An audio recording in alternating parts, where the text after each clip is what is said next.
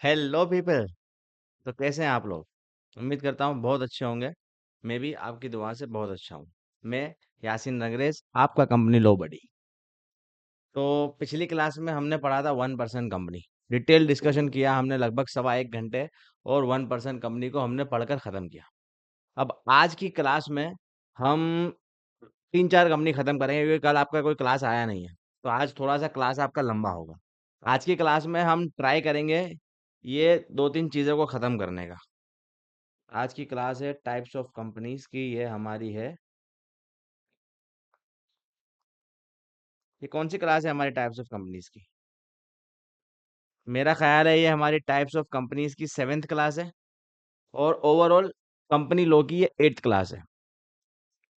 अब आज की ये जो क्लास है, इस क्लास में हम खत्म करेंगे क्या क्या। तो सबसे पहले हम पढ़ेंगे आज की क्लास में listed company.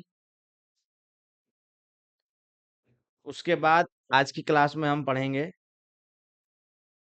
Illegal association. Illegal association क्या होता है? और उसके बाद आज की क्लास में हम पढ़ेंगे डोरमेंट कंपनी। अगर उसके बाद भी हमारी ताकत रही और पढ़ने की, तो हम पढ़ेंगे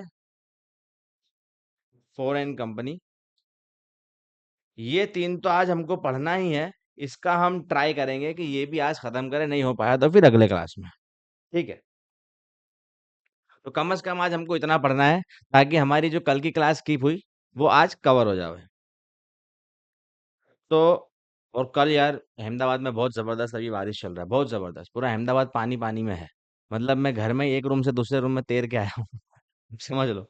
और कल क्या, मैं थोड़ा सा बाहर निकला था कि बारिश आया तो थोड़ा सा घूमूं वगैरह, अहमदाबाद देखूं बारिश में कैसा है, कितना डूब गया। थोड़ा सा मैं भी डूब के आऊं, बचाओ बचाओ चिल्लाओ, और फिर आऊं घर पे। तो बाहर निकला था। तो इसलिए फिर लेट भी हो गया था, और फिर घर आया तो वाईफाई नहीं चल रहा था, लाइट नहीं थी। डूबते डूबते बचते बचते घर पहुंचा, तो फिर ये सब नहीं था। तो फिर मैं सोचा कि आज नहीं रिकॉर्ड करना, कल करेंगे रिकॉर्ड। तो ठीक है, आइए आज हम क्लास शुरू करते हैं। आज हम पढ़ेंगे सबसे पहले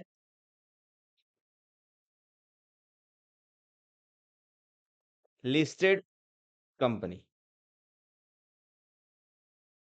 लिस्टेड कंपनी सेक्शन कौन सा है लिस्टेड कंपनी का? Section 2 close 52 of companies act 2013। क्या है? Section 2 close 52 of companies act 2013। अब मैं आपको पहले पूरा सेक्शन 2 क्लोज 52 लिखा हूं। उसके पहले थोड़ा सा हम बेसिक डिस्कस करें, ताकि फिर हम हमारा माहौल उस तरीके का बन जावे कि हम लिस्टेड कंपनी को डिस्कस करेंगे। ठीक है? तो ये जो लिस्टेड कंपनी है, इस पर, लिस्टेड कंपनी पर कंपनीज एक्ट 2013 तो अप्लाई होता ही है, एंड इसके अंदर जो रूल्स है वो भी अप्लाई होते ही है। साथ साथ में प्लस इसके ऊपर सेबी के जो लॉज है वो भी अप्लाई होते हैं। For example SEBI ICDR regulation, SEBI LODR regulation, SEBI SCR है, सिक्योरिटी कॉन्ट्रैक्ट रेगुलेशन एक्ट। ये सब कुछ भी इस, और भी बहुत सारे चीजें जो इनसाइडर ट्रेडिंग वगैरह, ये सारे जो रेगुलेशन है, सेबी के जो लॉज है, वो इस पर अप्लाई होते हैं लिस्टेड कंपनी पे। तो कंपनीज एक्ट तो अप्लाई होता है, कंपनीज एक्ट में जो रूल्स है वो सारे रूल्स अप्लाई होते हैं, प्लस साथ में सेबी के सारे लॉज एंड रेगुलेशंस इस पे अप्लाई होते हैं। अब मेरा सवाल है, कंपनी जो है, कोई भी कंपनी, कंपनी कब लिस्ट होगी? यानी कंपनी को कब लिस्ट करवाना पड़ेगा? अब मेरे को बताइए, कब कंपनी को लिस्ट करवाना पड़ेगा? जल्दी। कंपनी कब लिस्ट होगी या उसको कब लिस्ट करवाना पड़ेगा? तो जब भी कोई कंपनी पब्लिक इशू लाएगी। क्या लाएगी? Public issue. इसका दूसरा नाम क्या है? आईपीओ लाएगी। आईपीओ से आप फेमिलियर हो। जब भी कोई कंपनी पब्लिक इशू या आईपीओ लाएगी, तो उस कंपनी को पहले लिस्ट होना पड़ेगा किसी भी रिकॉग्नाइज्ड स्टॉक एक्सचेंज पे। अच्छा, ये मैं बोल रहा हूँ? आप बोलेंगे सर ये तो आप बोल रहे हो, मैं नहीं बोल रहा हूँ। ये जो आपका सेक्शन 40 है उसका sub section 1। Section 40 sub section क्या बोलता है? It is mandatory. क्या है? Mandatory for such company which जो ब्रिंग्स पब्लिक इशू यानी कि IPO to get itself listed on stock exchange। क्या बोलता है सेक्शन 40 सबसेक्शन 1 कि अगर कोई कंपनी पब्लिक इशू लाना चाह रही है, उस कंपनी के लिए ये मैंडेटरी है कि पब्लिक इशू लाने से पहले वो एक स्टॉक एक्सचेंज पे अपने आप को लिस्ट करवाए। तो ये सेक्शन 40 सबसेक्शन 1 ने बोला है कि आपको पहले स्टॉक एक्सचेंज पे लिस्ट करवाना पड़ेगा पब्लिक इशू लाने से पहले। अब एक छोटा सा बेसिक सवाल और पूछता हूँ आपसे, आप मेरे को बताइए, फिर हम आ जाएंगे लिस्टेड कंपनी की डेफिनेशन पर। What is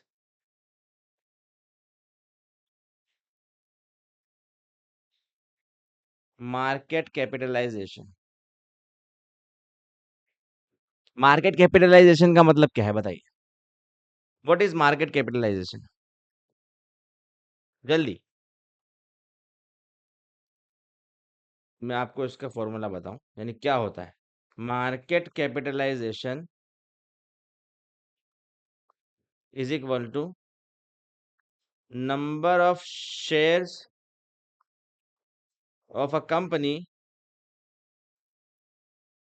multiply by market price of a share of a company. यानी आप समझ लीजिए कि ये है ए लिमिटेड, इसके टोटल 1 लाख शेयर्स है और इसकी एक शेयर जो है उसकी मार्केट प्राइस कितनी है? एक शेयर्स की मार्केट प्राइस आप समझ लीजिए 25 रुपए। तो इसका मार्केट कैपिटलाइजेशन कितना हो गया? 25 लाख रुपए। अच्छा, मार्केट कैपिटलाइजेशन क्या बताता है? तो मार्केट कैपिटलाइजेशन शोज, यानी क्यों हमको मार्केट कैप क्यों देखना है कि किसी कंपनी का मार्केट कैप क्या है, उससे क्या हो जाएगा? तो it shows the public value of shares of a company. जो कंपनी के शेयर्स है उसकी पब्लिक वैल्यू क्या है, मतलब higher the market cap higher will be the value of a company. इसका क्या मतलब? मतलब एक पब्लिक, एक शेयर होल्डर, एक इन्वेस्टर ये देखता है कि भाई इस कंपनी का मार्केट कैप अगर ज्यादा है, हाई है, मतलब इस कंपनी में रिस्क कम है, इस कंपनी के शेयर्स को खरीदा जा सकता है, अल्टीमेटली उसकी जो शेयर की वैल्यू है वो इंक्रीज होती है, उसका मार्केट कैपिटलाइजेशन जितना ज्यादा मार्केट कैपिटलाइजेशन ज्यादा है उतना वो लो रिस्क कंपनी है, यानी वो इन्वेस्टमेंट के लिए अच्छी कंपनी है, ऐसा मान के चला जाता है। अब मैं आपको बताऊं, मैं आपको थोड़े से मार्केट कैप दिखा दूं, आपका दिमाग घुमा जाएगा ये देखकर कि अरे भाई, आप जरा से ये देखिए, मनी कंट्रोल की वेबसाइट पर हम जाते हैं। ठीक है, मनी कंट्रोल बहुत जबरदस्त एप्लीकेशन है ये, वेबसाइट या एप्लीकेशन दोनों, मनी कंट्रोल। सब चीज़ आपको शेयर बाजार के बारे में कुछ जानना है यहाँ पे आप जान लोगे। अब ये मनी कंट्रोल की वेबसाइट पर हम आ गए हैं। एडवर्टीजमेंट तो अपने को नहीं जानना। चलो यहाँ पे मैं लिखता हूँ रिलायंस। ठीक है, अब रिलायंस के यहाँ पे आप देखना अभी स्टॉक आएंगे।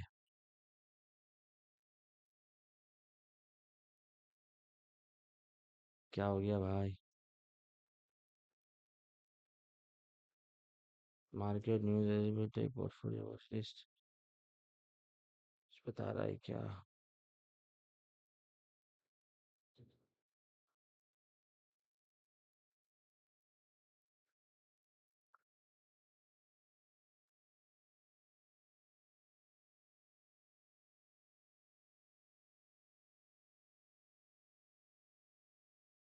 नेट अपन का लगता है बहुत ज्यादा स्लो चल रहा है भाई लोग। हम्म। फिर भी अभी ट्राई करेंगे अपन। चलो मनी कंट्रोल की वेबसाइट को जाने दो। अपने आ जाओ।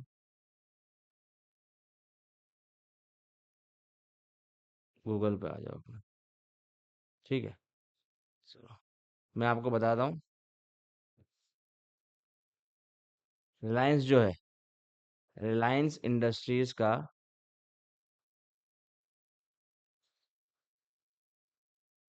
मार्केट कैपिटलाइजेशन कितना है?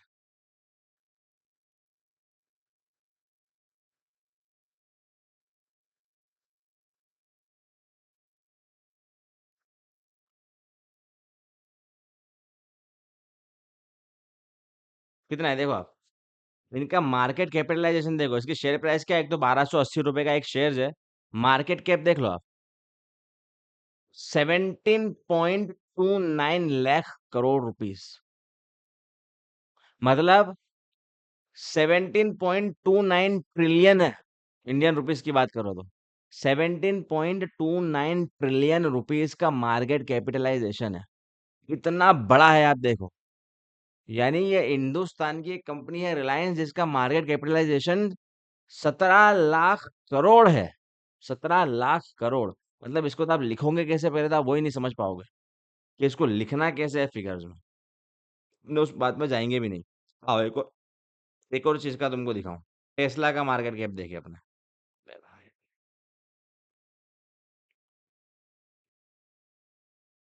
अब ये क्या बोल रहे हो, अरे इसका तो 1 लाख करोड़, आगे देखो क्या लिखा है। क्या लिखा है वो देखो, 1.00 lakh crore US dollars. 1 lakh crore US dollars. आप रुपए में करेंगे तो 1 लाख इंटू नाबी 96 समझ लो, तो 96 लाख करोड़ रुपीस। हाँ।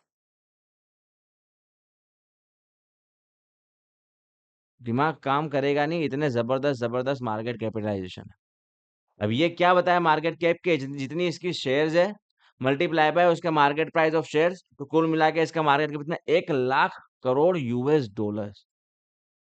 मतलब इतनी बड़ी बड़ी बाजार में कंपनी है कि हमारा दिमाग काम करेगा नहीं। ये सिर्फ आपको मैं दिखाने लाया कि कितने बड़े बड़े प्लेयर्स मार्केट में बैठे हैं और कितना बड़ा बड़ा इनका मार्केट कैपिटलाइजेशन है। ठीक है, अब आ जाता है हम अपनी लिस्टिंग कंपनी पे। ठीक है, आइए। Listed company.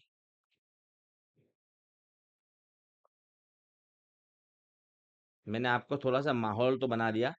अब मैं आपको बताता हूँ लिस्टेड कंपनी। ठीक है। सेक्शन 2 क्लॉज 52 क्या बोलता है वो अब हम पढ़ेंगे। ये बोलता है, लिस्टेड कंपनी मीन्स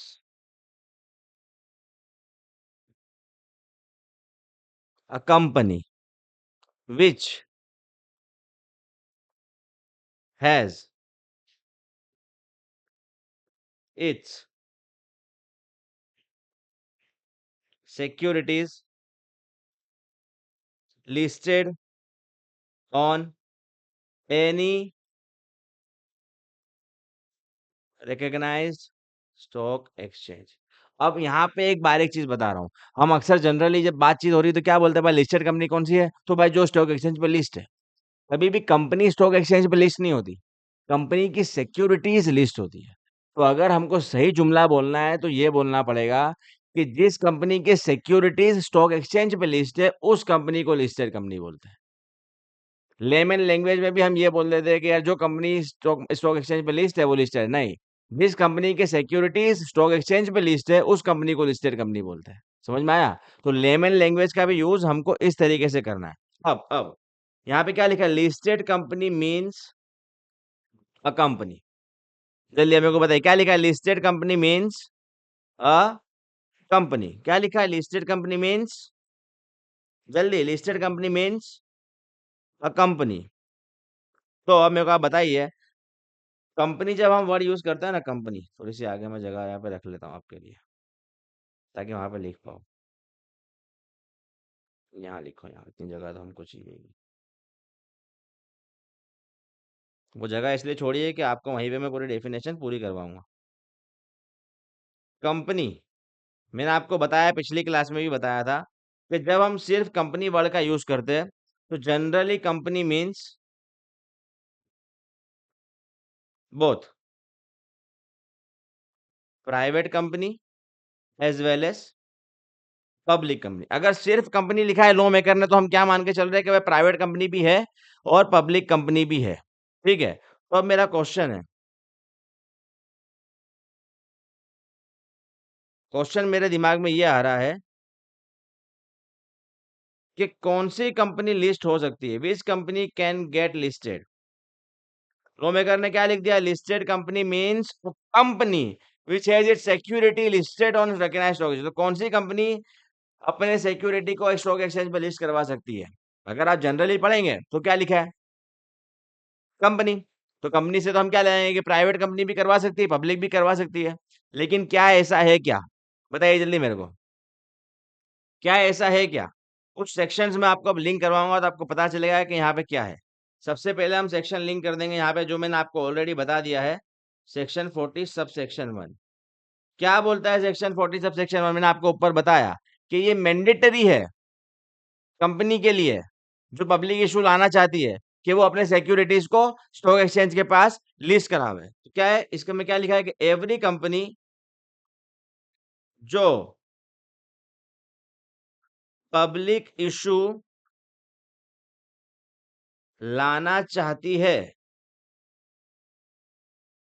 उसको पहले स्टॉक एक्सचेंज पे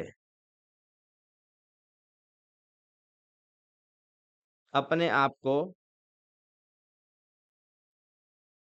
लिस्ट करवाना पड़ेगा। क्या बोला है सेक्शन 40 सबसेक्शन 1 ने, कि जो भी कंपनी पब्लिक इशू लाना चाहती है, आईपीओ लाना चाहती है, उसको पहले अपने आप को स्टॉक एक्सचेंज पे लिस्ट करवाना पड़ेगा। सेक्शन 2 क्लॉज 71 क्या है ये, पब्लिक कंपनी का डेफिनेशन। इसने क्या बोला है, only public company can bring public issue. ये हमने यहाँ पे ये सेक्शन लिंक करा। क्या बोला सेक्शन 2 क्लॉज 71 ने, ओनली पब्लिक कंपनी के ब्रिंग पब्लिक इशू। एक और सेक्शन आप यहाँ पर लिंक कर लीजिए, हम पढ़ चुके हैं, सेक्शन 2 क्लॉज 68 प्राइवेट कंपनी की डेफिनेशन। क्या बोलता है, इट प्रोहिबिट्स, ये प्रोहिबिट करता है, यानी क्या बोलता है कि private company can not make a public issue. अब इसका अगर आप पूरा सा निचोड़ निकालेंगे, जितना सारा तामझाम अभी मैंने आपको दिखाया, इसका जो पूरा निचोड़ क्या लिखे निकलेगा कि प्राइवेट कंपनी तो पब्लिक इशू ला ही नहीं सकती, सिर्फ पब्लिक कंपनी ही पब्लिक इशू ला सकती है। और जो कंपनी पब्लिक इशू लाना चाहती है उसको अपने आप को पहले लिस्ट कराना पड़ेगा। तो सिर्फ पब्लिक कंपनी ही पब्लिक इशू ला सकती है, इसका मतलब पब्लिक कंपनी ही लिस्टेड कंपनी हो सकती है। जितना अभी तक मैंने आपको पढ़ाया उसका निचोड़ क्या निकला, only public company can become a listed company. इसका निचोड़ तो ये निकला ना। इसका अगर निचोड़ अभी हम यहां तक का देखेंगे तो इसका निचोड़ क्या निकलेगा, कि only public company can become listed company, private company can not become listed company. ये अभी तक का निचोड़ निकला है। लेकिन फिर मेरा आपसे एक सवाल है कि अगर यही निचोड़ निकल रहा है और हमको देख के लग रहा है सारा लिंक करा है कि निचोड़ तो इसका यही आ रहा है कि भाई प्राइवेट कंपनी तो लिस्टेड कंपनी हो ही नहीं सकती, क्योंकि लिस्टेड कंपनी वही हो सकता है जो पब्लिक इशू ला सकता है, क्योंकि जब वो पब्लिक इशू लाएगा तब वो अपने आप को लिस्ट करवाएगा। और प्राइवेट कंपनी जब पब्लिक इशू ही नहीं ला सकती तो लिस्टिंग की बात तो दूर हो गई, तो वो लिस्टेड कंपनी बन ही नहीं सकती। ये अभी तक का निचोड़ था। तो मेरा आपसे एक सवाल है यहाँ पर कि अगर प्राइवेट कंपनी जब जितना हमने निचोड़ निकाला उसके हिसाब से लिस्टेड कंपनी बन ही नहीं सकती, तो लॉ मेकर ने डेफिनेशन में सिर्फ कंपनी वर्ड क्यों यूज करा? क्यों उसने कहा listed company means a company? क्यों वो चाहता तो ये लिख देता ना, listed company means a public company, ये लिखना चाहिए ना उसको। वो क्यों हमको इतना घुमा रहा है? जब उसको मालूम है कि सिर्फ पब्लिक कंपनी ही लिस्टेड कंपनी बन सकती है, तो उसने हमको इतना सारा रमाया क्यों? क्यों उसने वहां पर लिखा लिस्टेड कंपनी मीन्स कंपनी, और ये नहीं लिखा listed company means a public company? क्यों? बताओ। हमने जितना निचोड़ पढ़ा है अभी तक, हमने जितना निचोड़ पढ़ा है उसके हिसाब से तो हमको यही जानने मिला है कि भाई प्राइवेट कंपनी तो लिस्टिंग तक पहुंच ही नहीं सकती है, वो लिस्टेड कंपनी बनेगी ही नहीं। तो सिर्फ जब पब्लिक कंपनी ही बन सकती है तो उसने यहाँ पर ऐसा क्यों लिखा? जल्दी। जैसा मैंने पहले भी डिस्कस किया था वहां पे कि 1% कंपनी में भी उसने सिर्फ कंपनी लिख दिया, लेकिन सेक्शन 3 सबसेक्शन 1 ने बताया था कि 1% company can only be a private company. अब यहाँ पे इसने सिर्फ कंपनी लिख दिया, अब हमने देखा तो मालूम चला कि सिर्फ पब्लिक कंपनी। तो फिर इसने लॉ के अंदर ही क्यों नहीं लिख दिया पब्लिक कंपनी? क्यों वहां पे सिर्फ कंपनी को छोड़ दिया? यहाँ पे अब मैं तुमको मारूंगा एक बॉम्ब। वैसे भी जंतर मंतर तो चली जाए, ये टीयर गैस फेंकूंगा तुम्हारे पे मैं। अब तुम्हारा दिमाग अभी मैं हिला दूंगा। अरे अरे अरे सर क्या हो रहा है ये? आओ। सेक्शन 2 क्लोज 68 फिर से देख लेते हैं। क्या बोलता है सेक्शन 2 क्लोज 58? साफ शब्दों में ये बोल देता है कि private company can not make public issue. एकदम जनरल रूल है, एकदम एस्टैब्लिश रूल है, एकदम, यानी कि ये हो ही नहीं सकता कि प्राइवेट कंपनी पब्लिक इशू ले आवे। यानी क्या है रूल? इसका मतलब क्या हुआ कि प्राइवेट कंपनी जो है वो सिर्फ प्राइवेट प्लेसमेंट के थ्रू ही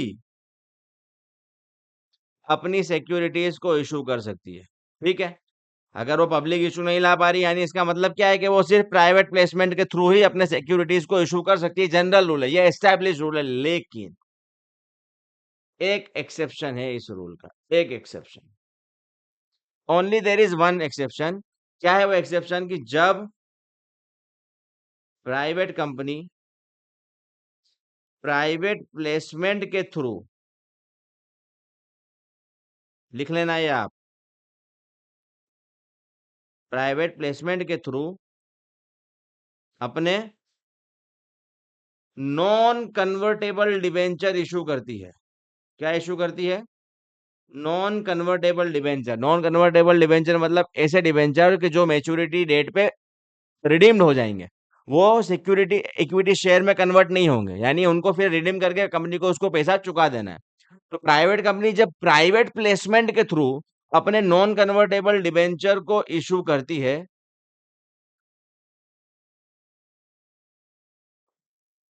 तो वो अगर चाहे, यानी प्राइवेट कंपनी अगर चाहे तो अपने इस नॉन कन्वर्टेबल डिबेंचर को लिस्ट भी करवा सकती है। ये आप लिख लेना ऐसे ही कि अगर private company non convertible debenture issue करती है प्राइवेट प्लेसमेंट के थ्रू, तो वो अगर चाहे तो इस नॉन कन्वर्टेबल डिबेंचर को लिस्ट भी करवा सकती है, ऑप्शनल है। अगर चाहे तो क्या करवा सकती है? लिस्ट करवा सकती है। और ये क्योंकि ऑप्शनल है, तो जब ये प्राइवेट कंपनी अपने एनसीडी को लिस्ट करवा लेगी स्टॉक एक्सचेंज पे, तो ये प्राइवेट कंपनी भी क्या बन जाएगी? Listed company. ऑप्शनल था उसके पास कि प्राइवेट प्लेसमेंट में तुमने इशू करा है, लेकिन तुम चाहो तो तुम्हारे नॉन कन्वर्टेबल डिवेंचर्स को लिस्ट करवा सकते हो। जब तुम लिस्ट करवा लोगे तो अब तुम लिस्टेड कंपनी बन जाओगे। इसलिए लॉ मेकर ने वहां पे क्या लिखा था? Listed company means a company. इसलिए उसने वहां पर ये नहीं लिख दिया कि listed company means a private company. वो चाहता तो लिख देता, लेकिन क्यों नहीं लिखा? क्योंकि यहां पर ये वाला बॉम्ब मैं तुम पे फेंकने वाला था। आओ अभी तो थोड़ा सा और अपना आगे इसको पढ़ेंगे। और आओ अभी, अब आप समझ लो ये क्या है। एक पब्लिक कंपनी है, ठीक है? एक पब्लिक कंपनी है। अब इसको मैं डिटेल में आपको एग्जांपल से एनालिसिस करवाता हूं, तो आपको सारा कुछ समझ में आ जाएगा। पहला, ये जो पब्लिक कंपनी है, ये क्या कर रही है? शेयर इशू कर रही है। Issue share. अब क्या है ये जो पब्लिक कंपनी है, ये किस तरीके से? क्या पहले तो ये थ्रू पब्लिक इशू अपने शेयर को इशू कर सकती है क्या? जल्दी बताइए। क्या ये थ्रू पब्लिक इशू अपने शेयर को इशू कर सकती है पब्लिक कंपनी? बिल्कुल, पब्लिक कंपनी तो पब्लिक इश्यू ला ही सकती है ना।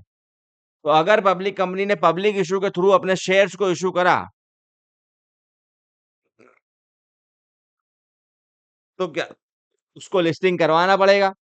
अगर एक पब्लिक कंपनी पब्लिक इश्यू के थ्रू शेयर इश्यू कर सकती है और उसने पब्लिक इश्यू के थ्रू शेयर इश्यू करे, तो क्या उसको लिस्टिंग करवाना पड़ेगा? सेक्शन 40 सबसेक्शन 1 अभी हमने पहले ही पढ़ा कि it is mandatory for such company to get listed on the recognised stock exchange.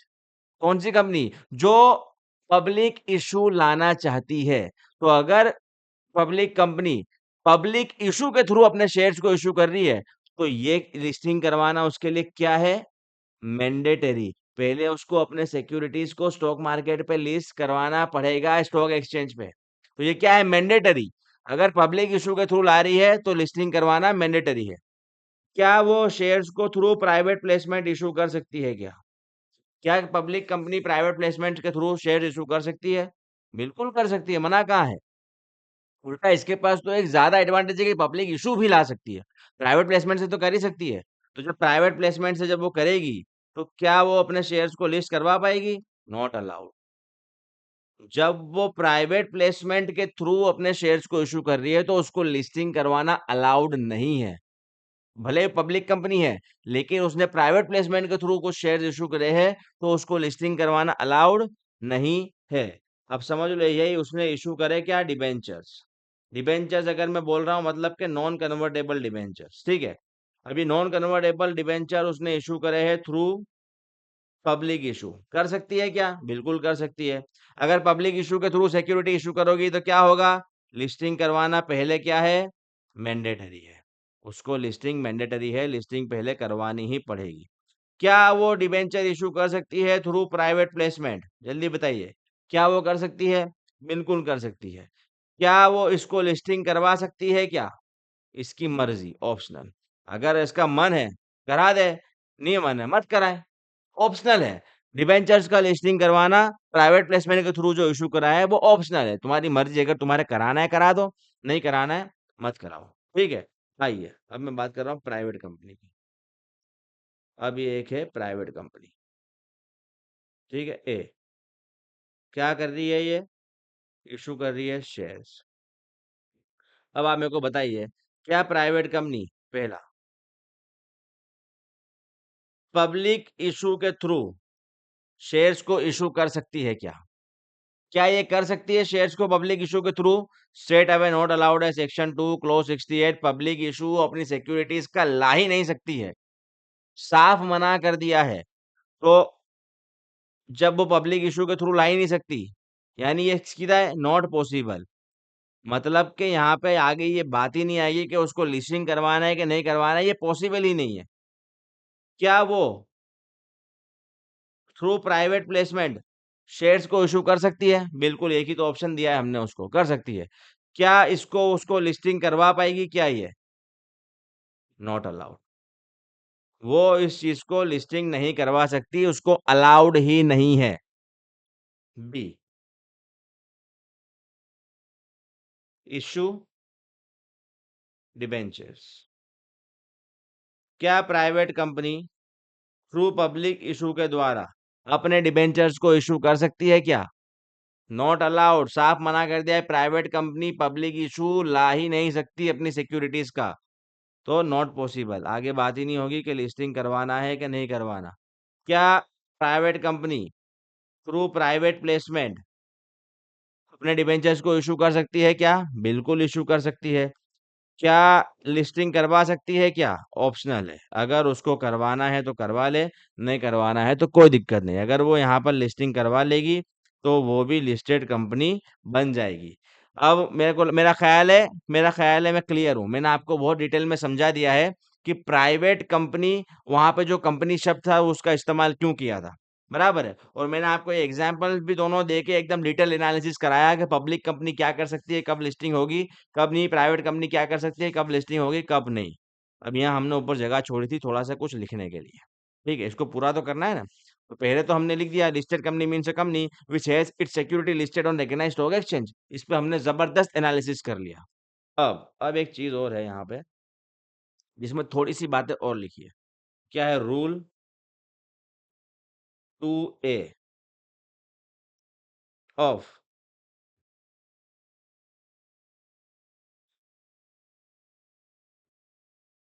Rule 2A of companies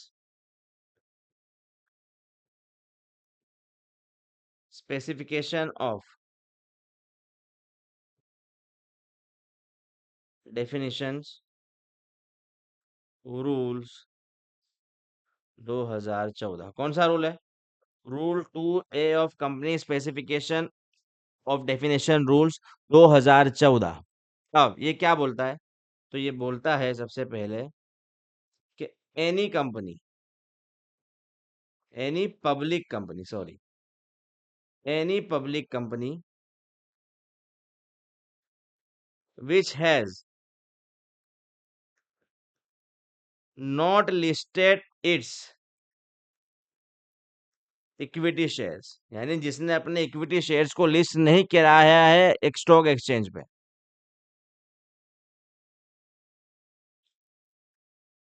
पहले पहले डायरेक्ट ऐसे मैं बताऊं उससे अच्छा पहले मैं आपको इसका हेडिंग लिखवा दूं। ये तो फर्स्ट पॉइंट है, लेकिन इसका पहले हेडिंग लिख लो। अगर आपने लिख लिया है तो कोई बात नहीं है, क्योंकि नहीं भी लिखा हूं मैं हेडिंग तो चलेगा, लेकिन जब आप एग्जाम टाइम पढ़ोगे तो आपको मालूम होना चाहिए कि रूल 2 है क्या पढ़ रहा है। तो पहले आप इसका है ना हेडिंग लिख लो। रूल टी रूल 2A बात क्या करता है?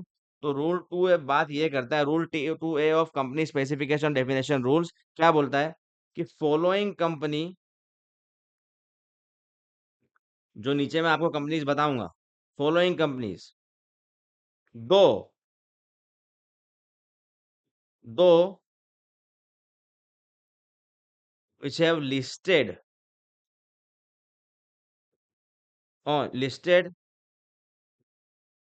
its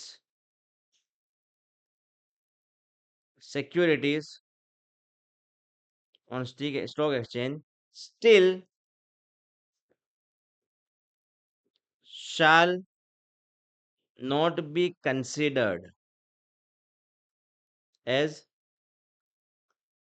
listed company. क्या बोल रहा है वो? कि भले ही उसने उस कंपनी ने अपने सिक्योरिटीज को स्टॉक एक्सचेंज पे लिस्ट करवाया है, फिर भी वो लिस्टेड कंपनी नहीं मानी जाएगी। लिस्टेड कंपनी नहीं मानी जाएगी, मतलब वो लिस्टेड कंपनी है तो सही, लेकिन उसको लिस्टेड माना नहीं जाएगा। लिस्टेड है मगर लिस्टेड माना नहीं जाएगा। कौन सी वो कंपनीज है? तो फर्स्ट, कौन सी कंपनी? पहले first, any public company which has not listed its equity shares but have listed their non-convertible debentures issued through private placement. क्या बोला? ऐसी पब्लिक कंपनी जिसने अपने इक्विटी शेयर्स को इशू नहीं किया हुआ है, लिस्ट नहीं किया हुआ है, it has not listed it's equity shares but it has listed it's non convertible debentures which was issued through private placement. आइए इसका मैं आपको एक एनालिसिस करवाता हूँ कि क्या बोलना चाह रहा है यहाँ पे। यहाँ पे क्या बोलना चाह रहा है लॉ मेकर, अपने उसका एनालिसिस करते हैं। आइए आप समझिए, ये पब्लिक कंपनी क्या है? ये पब्लिक कंपनी, ठीक है। ये पब्लिक कंपनी ने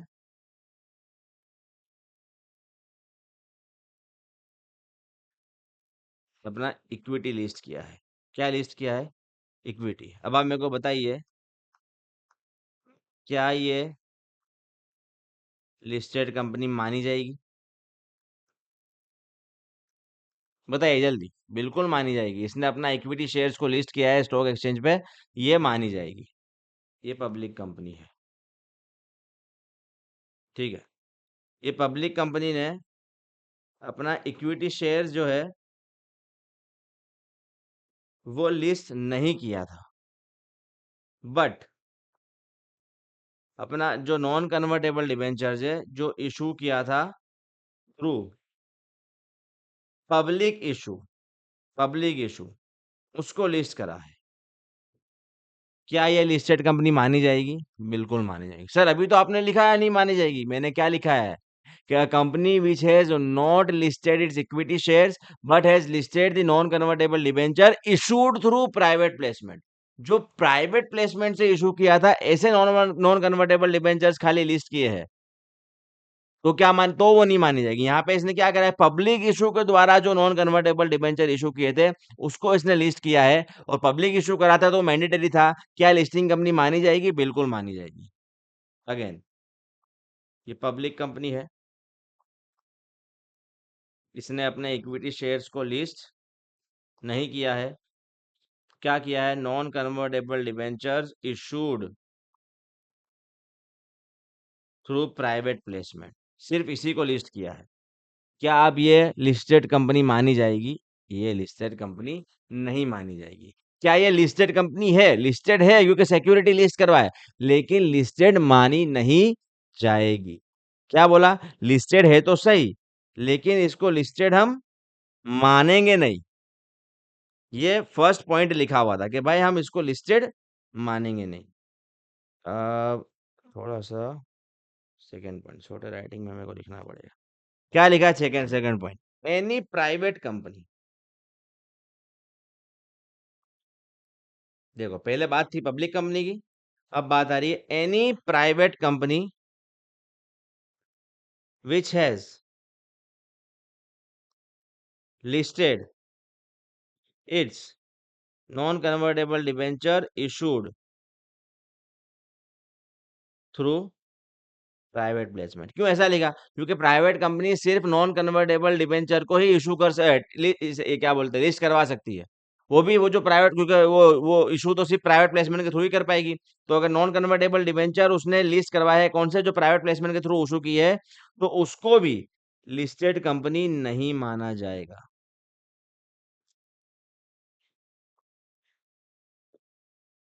नहीं माना जाएगा। बराबर। अब तीसरा, एक और ये प्राइवेट कंपनी का मैंने बता दिया। एनी पब्लिक कंपनी, वापिस अरे सर फिर से पब्लिक कंपनी लिया है। Yes, any public company which has not listed it's equity share on recognized stock exchange in India but has listed their equity shares on a stock exchange outside India. Sir क्या बात करना चाह रहे हो आप? ये आइए इसका एनालिसिस करते हैं। पहले तो मैंने आपको बता दिया यहाँ पे कि ऐसी पब्लिक कंपनी जिसने अपना इक्विटी लिस्ट नहीं किया है, और क्या सिर्फ लिस्ट किया है, non convertible debenture issued through private placement, तो उसको हम लिस्टेड कंपनी नहीं मानेंगे। दूसरा, अब इसका थोड़ा सा एकदम डिटेल वाला हम कर लेते हैं, सब कुछ उसमें हम ले लेंगे ताकि आपको सब कुछ एक ही बार में मालूम पड़ जाए। आपको बता देना है मेरे को, ये एनालिसिस हम कर लेते हैं, ये दोनों पॉइंट भी इसमें कवर हो जाएगा। आपको क्या बताना है? वेदर फॉलोइंग इज लिस्टेड और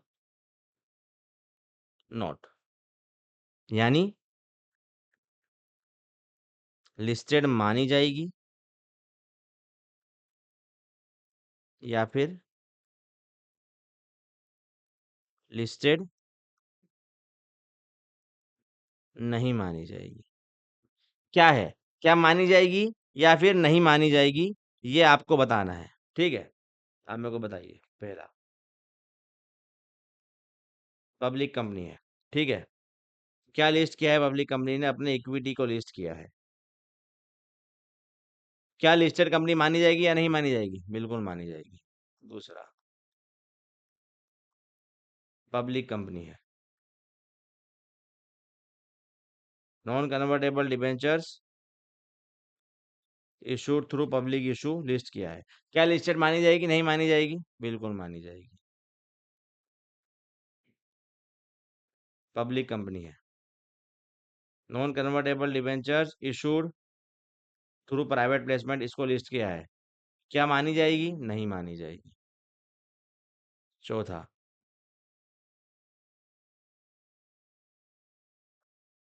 प्राइवेट कंपनी है। Non convertible debentures issued through private placement, उसको ऑप्शनल था तो लिस्ट करवा दिया। क्या लिस्टेड मानी जाएगी, नहीं मानी जाएगी? पांचवा, प्राइवेट कंपनी है। उसने क्या करा, इक्विटी शेयर इशू कर दिए थ्रू पब्लिक इशू। क्या ये हो सकता है? ये तो नॉट पॉसिबल। पब्लिक इशू तो वो ला ही नहीं सकती है। फिर प्राइवेट कंपनी थी, क्या किया उसने? नॉन कन्वर्टेबल डिबेंचर इशू कर दिए through public issue. Not possible, possible ही नहीं है भाई साहब। आप ले कैसे आ गए? पॉसिबल ही नहीं है तो। सातवां, पब्लिक कंपनी है। क्या करा इसने? लिस्टेड ये है outside India, plus also listed it's equity in India. क्या लिस्टेड मानी जाएगी, मानी जाएगी? पब्लिक कंपनी,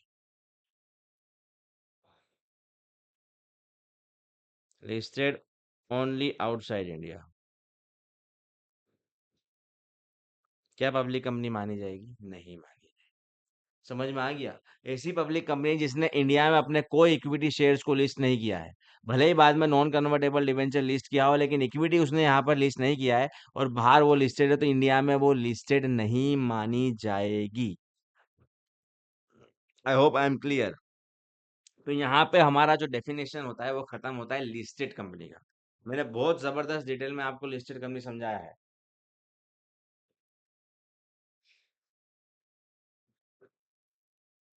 अब जो कंपनी शुरू करेंगे, पहले हम पढ़ेंगे इलीगल एसोसिएशन सेक्शन 464, फिर मैं आपको पढ़ाऊंगा डोरमेंट कंपनी।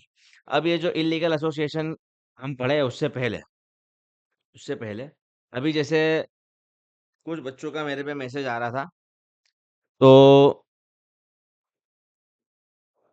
यानी अटेम्प्ट वगैरह उनके आ गए होंगे कि सर मेरा 12th में इतने परसेंटेज आए थे, मैं हमेशा से एकदम ब्रिलियंट माइंड रहा हूँ या रही हूँ, और फिर सीएस में मेरा पहली बार अटेम्प्ट आ गया तो मेरे को बिल्कुल यानी सहन नहीं हुआ वगैरह वगैरह। तो ऐसा क्यों?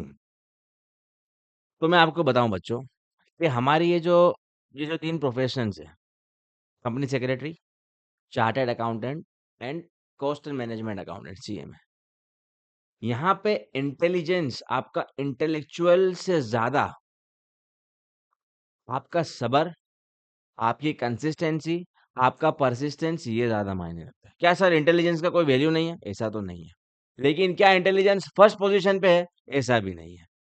इस कोर्स ये जो कोर्स जो भी व्यक्ति कर रहा है, तो सिर्फ इंटेलिजेंस के बेस पे वो इस कोर्स को पास ही नहीं कर सकता है। वो कितने ही इंटेलिजेंट हो, अगर आप दिन में सिर्फ एक ही घंटा पढ़ रहे हो, मैं चैलेंज मारता हूँ जाओ एग्जाम दे, तो फेल हो जाओगे।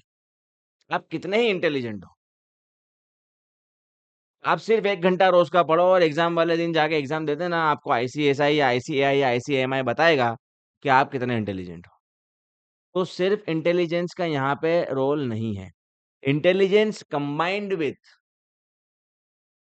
Consistency, persistence, determination. आप 10 घंटा कुर्सी पर टिक के बैठ सकते हो क्या? आप 10 घंटा किताबों के सामने बैठ सकते हो क्या? आपके दोस्त बाहर खेल रहे हैं, आपके रिश्तेदार लोग बाहर घूमने जा रहे हैं, लेकिन आप मन मार के बैठे हो 10 घंटा रोज का, 8 घंटा रोज का। क्या ये आप कर सकते हो? तो फिर आपके इंटेलिजेंस का भी कोई वैल्यू यहाँ पर आएगा। सिर्फ इंटेलिजेंस का यहाँ पर कोई वैल्यू है नहीं अगर इंटेलिजेंस को मिलाया नहीं जा रहा है एफर्ट्स और कंसिस्टेंसी से। अगर आप हायरार्की देखोगे तो अगर पहले पायदान पे मैं किसी चीज को रखूंगा तो फिर वो आएगा कंसिस्टेंसी, कि आप कितने कंसिस्टेंट हो रोजाना पढ़ाई करने में।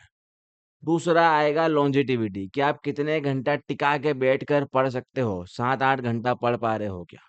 तीसरा आएगा सब्र, डिटर्मिनेशन, कि आप डिस्ट्रैक्ट हो रहे हो लेकिन फिर भी आप डिटरमाइंड हो कि नहीं, मुझे वहां पर डिस्ट्रैक्ट नहीं होना है, मेरे को यहाँ पर मन लगा के पढ़ना है। चौथे पे आएगा इंटेलिजेंस। अच्छा, ये मैं ऐसे हवा में बात नहीं कर रहा हूँ, मैं आपको बताऊंगा कितने ऐसे लोग कि जिन्होंने पहला अटेम्प्ट फेल, दूसरा अटेम्प्ट फेल, तीसरा अटेम्प्ट फेल, चौथा फेल, पांचवे में ऑल इंडिया रैंक वन। अब अगर वो ऑल इंडिया रैंक वन पांचवे में आए, तो अगर वो ऑल इंडिया रैंक वन आए, इसका मतलब उनका इंटेलिजेंस बहुत जबरदस्त था। तो अगर इंटेलिजेंस बहुत जबरदस्त था, तो वो पहले अटेम्प्ट में ऑल इंडिया रैंक वन क्यों नहीं आए? क्यों फेल हुए पहले 4 अटेम्प्ट?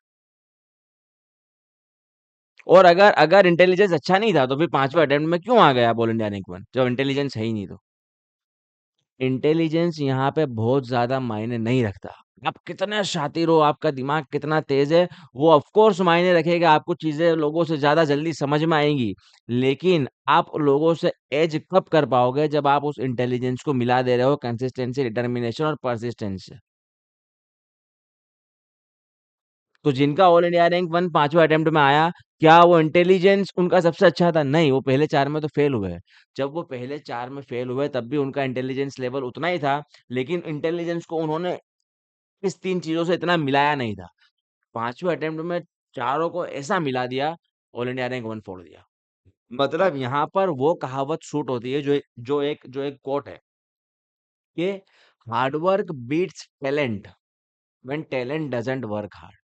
यानी आपके पास कितना ही टैलेंट है, आपको ऊपर वाले ने ज़बरदस्त दिमाग दिया है, आप ज़बरदस्त हो, लेकिन अगर आप हार्ड वर्क नहीं करोगे यहाँ पर, इस प्रोफ़ेशन में, तो फिर आपका रिज़ल्ट नेगेटिव रहेगा भाई। तो आप कितना ही दिमाग आप लगा रहे हो, कितना ही दिमाग आपके पास है, आपको बहुत ज़्यादा नहीं, मैं नहीं ये जो बोल रहा 12-12 घंटे, ज़रूरत नहीं है 12 घंटे की। आप इफ़ेक्टिव स्टडी करो रोज़ का 7 to 8 hours, 7:30 hours, 8 hours, 7:30 hours, 8 hours, आप ऑल इंडिया रैंक फोड़ दोगे। लेकिन लगातार एक चीज़ आपको ध्यान रखनी है, 1 दिन से ज़्यादा मिस मत होने दो। मतलब अगर किसी वजह से आज आप नहीं पढ़ पाए, तो फिर अब कल कुछ भी हो जाए, अनलेस के भूकंप आ गया, मर-वर गए हम, तो अलग बात है, आपको उस दिन पढ़ना ही है।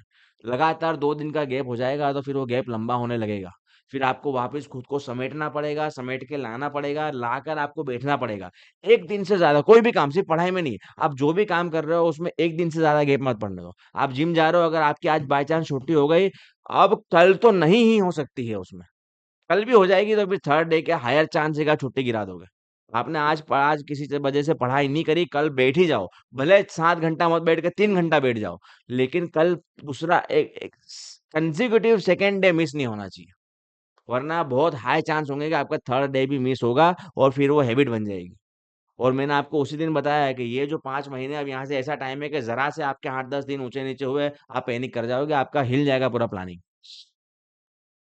तो ये काम हमको करना नहीं है, और यहाँ पे हमारे लिए जो वैल्यू है वो परसिस्टेंस, कंसिस्टेंसी और हार्ड वर्क, बैठने की क्षमता, सब्र, और कॉन्फिडेंस। आपका कॉन्फिडेंस बहुत गजब होना चाहिए। आप अगर लो कॉन्फिडेंस रहोगे, तो पेपर हार्ड इजी भी होगा तो भी आपको हार्ड लगेगा। आप डर डर के रहोगे कि यार पता नहीं ऐसे ऐसा है, तो अरे क्या निकालेगा, उसने सिलेबस दिया है, सिलेबस में से तो निकाल देगा यार। उसके बाहर का वो कुछ निकालने वाला नहीं है। जितना आपको मोटी-मोटी उसने किताबें दे दी है, उसमें से वो निकाल देगा।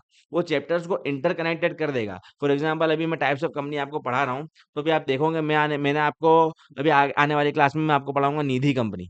तो निधि कंपनी का ज़रा भी उसने कुछ लिखा नहीं है companies act, company law and practice paper में।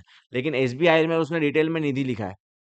तो फिर वो ये कर सकता है, आपको कंपनी लॉ के पेपर में उसने निधि का डिटेल क्वेश्चन पूछ लिया। क्यों? भाई इंटर रिलेटेड तो है ही ना, यहाँ नहीं है तो उस सब्जेक्ट में तो है ही। तो इंटर रिलेटेड सिलेबस का तो वो पूछ लेगा। तो मैं आपको कंपनी लॉ ऐसा ही पढ़ाऊँगा कि जहाँ से भी कोई चांसेस है किसी और सब्जेक्ट में से कंपनी लॉ के पेपर में आने का, वो मैं आपको पढ़ा दूँगा, भले ही आपके मॉड्यूल में ना हो।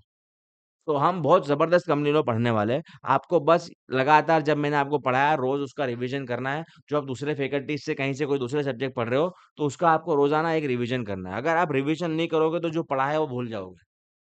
तो सेम डे देख लो, खाली देख लो, एक देखना ज़रूरी है।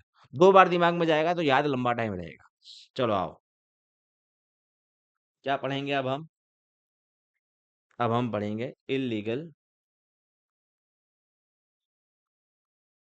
एसोसिएशन, सेक्शन 464 कौन सा सेक्शन है? सेक्शन 464 क्या बोलता है? ये बोलता है एनी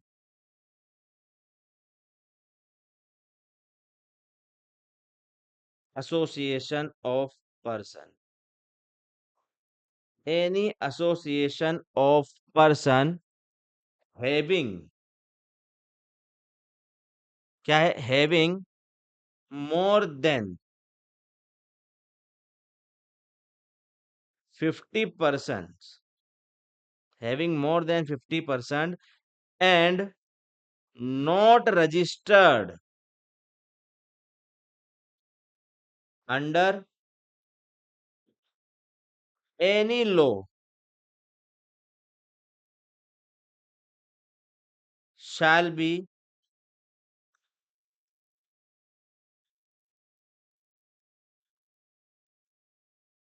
an illegal association.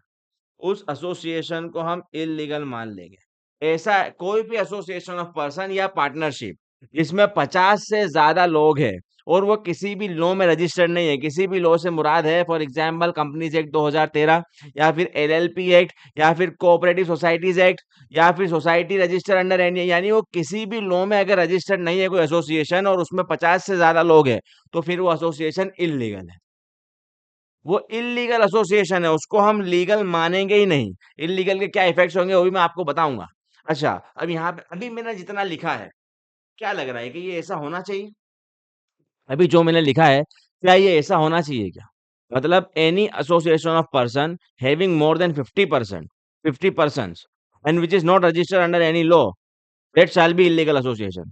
क्या ये मैंने सही लिखा है या कुछ तो मैं भूल गया हूँ?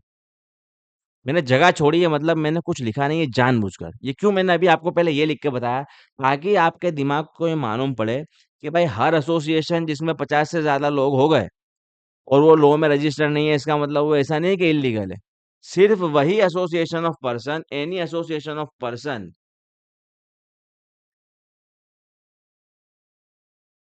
Carrying on business with an object to earn profit, यानी ऐसा एसोसिएशन जो बिजनेस चला रहा है प्रॉफिट अर्न करने के लिए, यानी ऐसा एसोसिएशन ऑफ पर्सन जो वो काम कर रहा है जिसका ऑब्जेक्ट क्या है? To gain money, to gain profit. अगर ऐसा कोई एसोसिएशन ऑफ पर्सन है और उसमें 50 से ज्यादा लोग हैं और वो अगर किसी लॉ में रजिस्टर्ड नहीं है तो उसको इलीगल एसोसिएशन मान लिया जाएगा। वो इलीगल एसोसिएशन है। कौन सा है वो? Illegal association. आइए थोड़ा सा एनालिसिस करें इसका।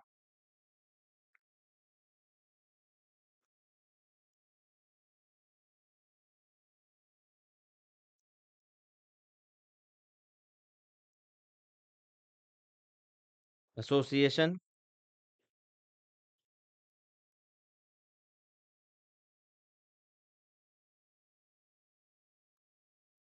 Registered under companies act 2013, legal illegal. ठीक है। अब एक एसोसिएशन है जिसमें कितने हैं? 10 पर्सन है, वो कंपनीज एक्ट में रजिस्टर्ड नहीं है। क्या वो लीगल है या इलीगल है? लीगल है भाई, 10 पर्सन है, क्या दिक्कत है? दूसरा, एक एसोसिएशन है जिसमें 51 पर्सन है और वो कंपनीज एक्ट में रजिस्टर्ड नहीं है। क्या वो लीगल है कि इलीगल है? भाई वो इलीगल है। क्या है वो? इलीगल।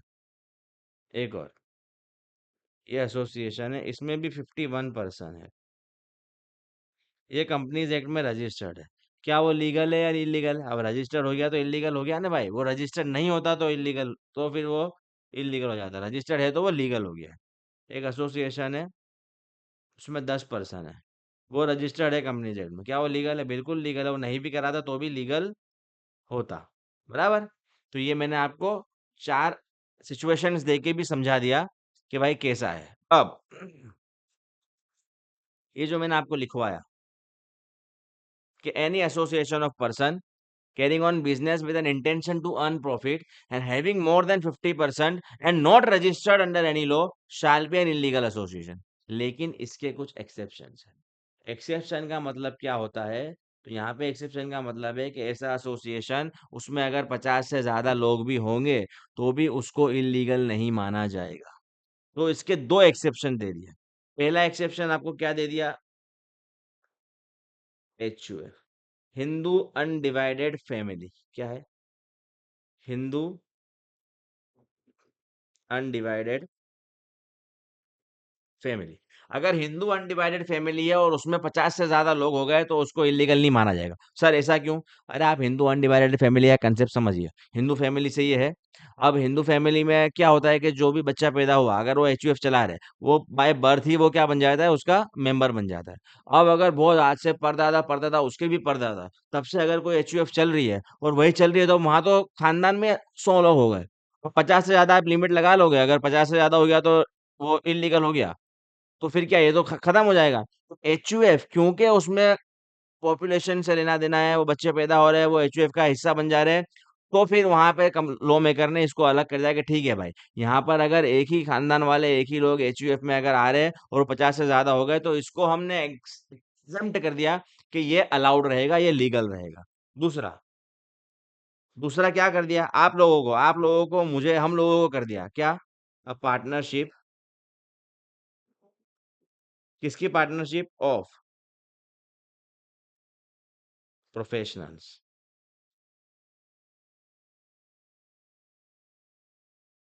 कौन से professionals? Who are governed by special acts. ऐसे प्रोफेशनल्स जो स्पेशल एक्ट से गवर्न हो रहे हैं, अगर वो प्रोफेशनल्स मिलके कुछ पार्टनरशिप करते हैं और वो 50 से ज्यादा मेंबर भी हो जाते हैं तो भी वो एसोसिएशन लीगल है। यानी हम ICSI, ये एक स्पेशल एक्ट से बॉडी है। जो कंपनी सेक्रेटरी है वो कौन से किससे गवर्न होता है? ICSI से। अब body created by parliament and special act ICAI CLO ICAMI CMA लोग, फिर एडवोकेट्स लोग, फिर इंजीनियर्स डॉक्टर्स, इन सारे लोगों का अगर कोई पार्टनरशिप है तो वो, और 50 मेंबर से ज्यादा है तो वो लीगल है। CA CS CMA advocate architect engineers doctors. ठीक है। इन लोगों का अगर कोई पार्टनरशिप है, कोई एसोसिएशन है जो किसी भी लॉ में इन्होंने रजिस्टर्ड नहीं करवाया है और 50 से ज्यादा है तो भी ये लीगल माना जाएगा। दो एक्सेप्शन दे दिए। एक HUF, अगर HUF 50 से ज्यादा लोग हैं, कहीं और जगह रजिस्टर नहीं कराया, वो एज एन HUF काम कर सकती है, 50 से ज्यादा लोगों के साथ भी वो लीगल है। और हमारे जो प्रोफेशनल्स है जो किसी और एक्ट से गवर्न होते हैं, स्पेशल एक्ट से गवर्न होते हैं, और उसमें 50 से ज्यादा लोग हैं, उन्होंने कहीं पे और रजिस्टर नहीं कराया, ठीक है, अलाउड है भाई, आप लोगों को अलाउड करके रखा है। आइए थोड़ी सी हम केस स्टडीज पढ़ेंगे इसमें।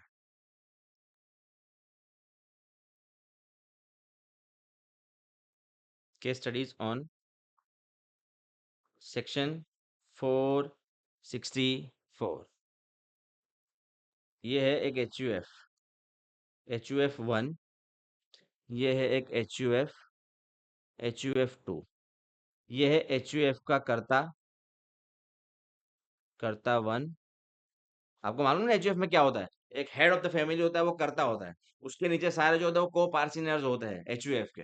तो जो करता है वो सब कुछ डिसाइड करता है, वो हेड ऑफ द फैमिली है। सारे डिसीजंस वो लेगा, वो जो बोलेगा वो मानना पड़ेगा, वगैरह वगैरह। तो HUF में ऐसे चलता है, एक करता होता है और नीचे सब को पार्टनर्स है।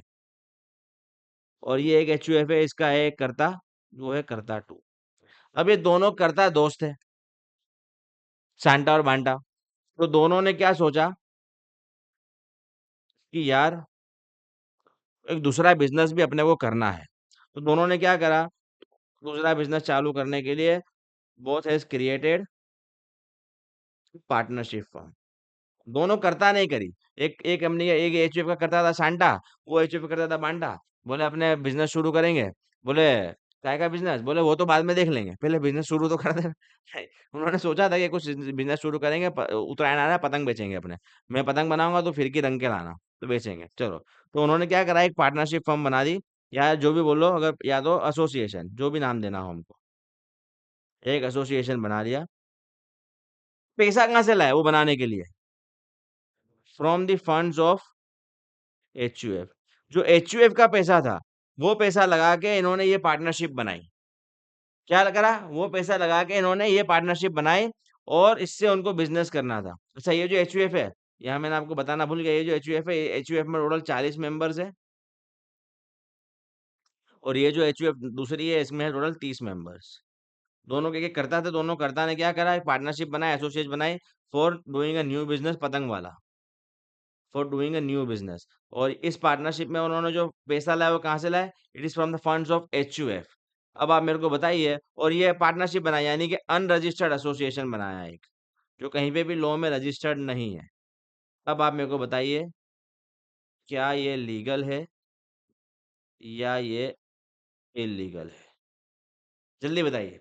क्या इन्होंने ये जो नया एसोसिएशन बनाया है, पार्टनरशिप फर्म, बिजनेस, नया बिजनेस करने के लिए, दोनों कर्ता ने बनाया है, और जिसमें फंड इन्होंने एचयूएफ का इस्तेमाल करा है, क्या ये लीगल एसोसिएशन रहा कि नहीं रहा? ये एसोसिएशन इलीगल बन गया। क्यों इलीगल बन गया? क्योंकि इन्होंने फंड किसका इस्तेमाल करा? पूरे एचयूएफ में से लिया। खुद का कर्ता का पर्सनल फंड नहीं लगाया, एचयूएफ का लगाया। एचयूएफ का फंड लगाया, मतलब सारे जो मेंबर्स थे दोनों एचयूएफ के, एचयूएफ 1 और एचयूएफ 2, ये दोनों इस पार्टनरशिप फर्म के मेंबर्स बन गए, पार्टनर्स बन गए एसोसिएशन के। तो इसके 40 प्लस इसके 30, तो कितने हो गए? 70 हो गए। 70 मेंबर हो गए किसी एसोसिएशन में, और अगर वो एसोसिएशन रजिस्टर्ड भी नहीं है, तो वो एसोसिएशन क्या हो जाएगा? इलीगल। क्या हो जाएगा? इलीगल। समझ में आ रहा है? आइए दूसरा, दूसरा, ये same example, HUF1, HUF2, total members 30, total members 40, कर्ता 1, कर्ता 2, दोनों ने पतंगदौरी का बिजनेस चालू करने के लिए क्या बना दी? Partnership, for doing new business,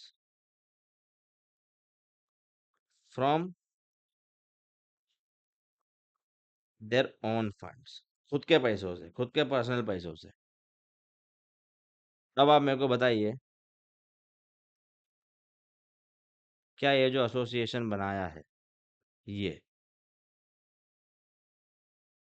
क्या ये लीगल है या ये इलीगल है? जल्दी बताइए। क्या ये जो नया एसोसिएशन बनाया, क्या ये लीगल है या इलीगल है? जल्दी। ये लीगल है। ये क्यों लीगल है? क्योंकि इसमें इन्होंने किसका फंड इस्तेमाल करा है? खुद का। दोनों कर्ता ने अपना अपना फंड इस्तेमाल करा है। मतलब इसमें मेंबर कितने हुए टोटल? 2। किससे? 50 से वो कम है, and therefore it is legal. उसको रजिस्टर नहीं भी कराया, 50 से कम है, तो वो लीगल है। क्या है वो? लीगल है। 2 मिनट हो। चलो, एक और एग्जांपल आपको मैं देता हूँ।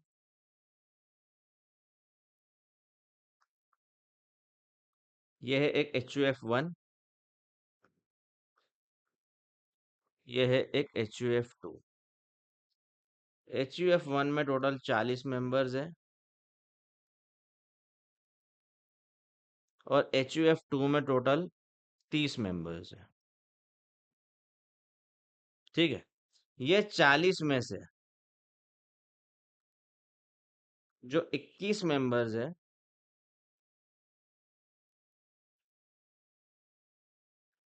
वो है मेजर,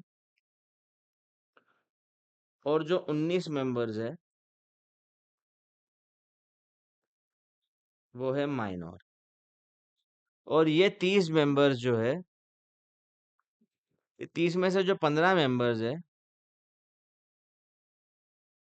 वो है मेजर, और जो दूसरे 15 मेंबर्स है, वो है माइनर। ठीक है। अब ये HUF का है कर्ता 1, और ये HUF का है कर्ता 2। ठीक है। ये दोनों ने सोचा कि भाई आओ मेल मिलाप करें, दोनों मिलके एक पार्टनरशिप फर्म बनाते हैं फॉर डूइंग न्यू बिजनेस पतंगदौरी का। ठीक है, जिसमें फंड ये लोग कहाँ से लिया है? Fund used of H U F का फंड इस्तेमाल करके इन्होंने एक पार्टनरशिप बना दी। जो बिजनेस ये लोग कर रहे हैं और वो जो है वो अनरजिस्टर्ड रखा है इन्होंने, अनरजिस्टर्ड अंडर एनी लॉ, कहीं पे भी उन्होंने उसको रजिस्टर्ड नहीं किया। अब आप मेरे को बताइए, क्या ये जो नया एसोसिएशन, नई पार्टनरशिप इन्होंने बनाई है, क्या ये लीगल है या फिर ये इलीगल है? जल्दी बताइए। क्या ये जो इन्होंने बनाई है दूसरा एसोसिएशन, नई पार्टनरशिप, क्या ये लीगल है या ये इलीगल है? जल्दी बताइए। ये जो है ये लीगल है। क्यों लीगल हो जाएगी? कि भले ही इन्होंने एचयूएफ का फंड इस्तेमाल किया है, लेकिन एचयूएफ के जो मेजर मेंबर है सिर्फ वही इंक्लूड होंगे इसमें। माइनर तो पार्टनरशिप बना नहीं सकता है, माइनर मेंबर इंक्लूड हो नहीं सकता। तो दोनों के अगर मेजर मेंबर हम मिलाएंगे तो एचयूएफ 1 के 21, एचयूएफ 2 के 15, टोटल मेंबर हुए 36। तो एसोसिएशन में अभी टोटल कितने मेंबर है? 50 से कम है। तो वो एसोसिएशन अगर कहीं भी रजिस्टर्ड नहीं है तो भी वो लीगल है। 50 से ज्यादा अगर हो जाते तो वो इलीगल हो जाता। 50 तक है तो फिर वो इलीगल इलीगल नहीं है। अच्छा सर, आप ये इतनी बात कर रहे हो इलीगल एसोसिएशन, इलीगल एसोसिएशन, तो क्यों? पर चलो इलीगल हो भी गया तो क्या? यानी अगर कोई एसोसिएशन लीगल है और कोई एसोसिएशन इलीगल, जो इलीगल हो जाता है उसको क्या कुछ तो नुकसान होंगे?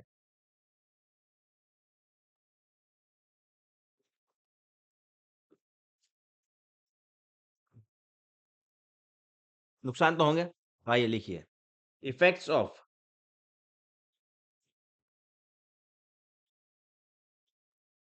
Illegal association. यानी कोई एसोसिएशन अगर इलीगल हो गया तो फिर उसके क्या क्या इफेक्ट्स होंगे? तो पहला, illegal association can not file suits. मतलब अगर समझ लो आप एक पार्टनरशिप चला रहे हो जिसके 52 मेंबर्स है और आपने उसको रजिस्टर नहीं किया है। अब आपके साथ किसी ने कांड कर दिया, आपको 1 करोड़ का गोवा मारा, टोपी दे दी। अब आप जा रहे हो कोर्ट के पास कि भाई ये 1 करोड़ का घपला हमारे साथ करके चला गया नीरव मोदी, कुछ करिए। कोर्ट बोलेगा भाई भाई, पहली बात तो तुम ही अस्तित्व में नहीं हो हमारे नजदीक। तुम एक इलीगल एसोसिएशन हो, तुम्हारे पास राइट ही नहीं है कि सूट फाइल करो। हम तुमको एंटरटेन करेंगे नहीं। सीधा स्ट्रेट अवे उनके पास से लीगल राइट चला गया कि भाई हम देख ही नहीं रहे कि तुम कोई हो, तुम हमारे नजर में अस्तित्व में ही नहीं हो, तुम एक इलीगल एसोसिएशन हो। तो तुम सूट फाइल नहीं कर सकते। तुमको जो 1 करोड़ का गोबा आ गया है वो आ गया। बी, इलीगल एसोसिएशन जो है can not enter into a contract in its on name. मतलब आप समझ लीजिए कि अब तो वो जो इलीगल एसोसिएशन है वो अपने नाम में कॉन्ट्रैक्ट भी साइन नहीं कर सकता। क्यों? क्योंकि वो इलीगल है, वो अस्तित्व में नहीं है, वो लीगल है ही नहीं कोर्ट की नजर में। तो फिर वो किसी भी कॉन्ट्रैक्ट को लीगल कैसे बना पाएगा? तो जो इलीगल एसोसिएशन है वो अपने नाम पे कॉन्ट्रैक्ट में भी एंटर नहीं हो सकता है। ये सबसे खतरनाक है। इलीगल एसोसिएशन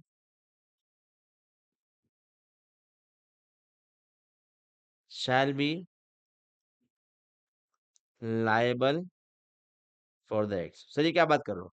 यानी अगर आप इलीगल हो तो आप कोर्ट के पास जाओगे तो सूट फाइल करने नहीं मिलेगा, यानी आपको कोई रेमेडी कोर्ट से मिलेगी नहीं। लेकिन बीइंग एन इलीगल एसोसिएशन, आपने कुछ कर दिया है उसके लिए आप लायबल रहोगे। आप ये नहीं बोल रहे मैं तो इलीगल एसोसिएशन हूँ, मैं तो अस्तित्व में हूँ। नहीं नहीं, तू आ गया अस्तित्व में भाई। अब हमको तो दिख रहा है, वो कोई मिल गया वाला ऋतिक रोशन, माँ कुछ दिख नहीं रहा है न, माँ सब दिख रहा है। तो यहाँ पे कोर्ट को सब दिख रहा है। फिर अगर तुमने कुछ कांड कर दिया फिर कोर्ट को तुम दिखोगे कि तुम अस्तित्व में हो, पर तुमको कोर्ट से कोई मदद चाहिए तो तुम कोई अस्तित्व में रहोगे नहीं, क्योंकि तुम इलीगल एसोसिएशन हो। लेकिन लेकिन लेकिन सब दिखने लगेगा वहाँ, वो वाला बात है। जैसे तुमने कुछ कांड करा, तुम लायबल हो। अच्छा, अब अगर इल्लीगल इतना सारा हमने कानून बनाया है, उसके बाद भी तुम समझ रहे हो कि तुम तुर्रम खाओ, तुम चलाओगे इल्लीगल एसोसिएशन, तो तुम्हारे को भी तो हम पनिश करेंगे। तो every member of illegal association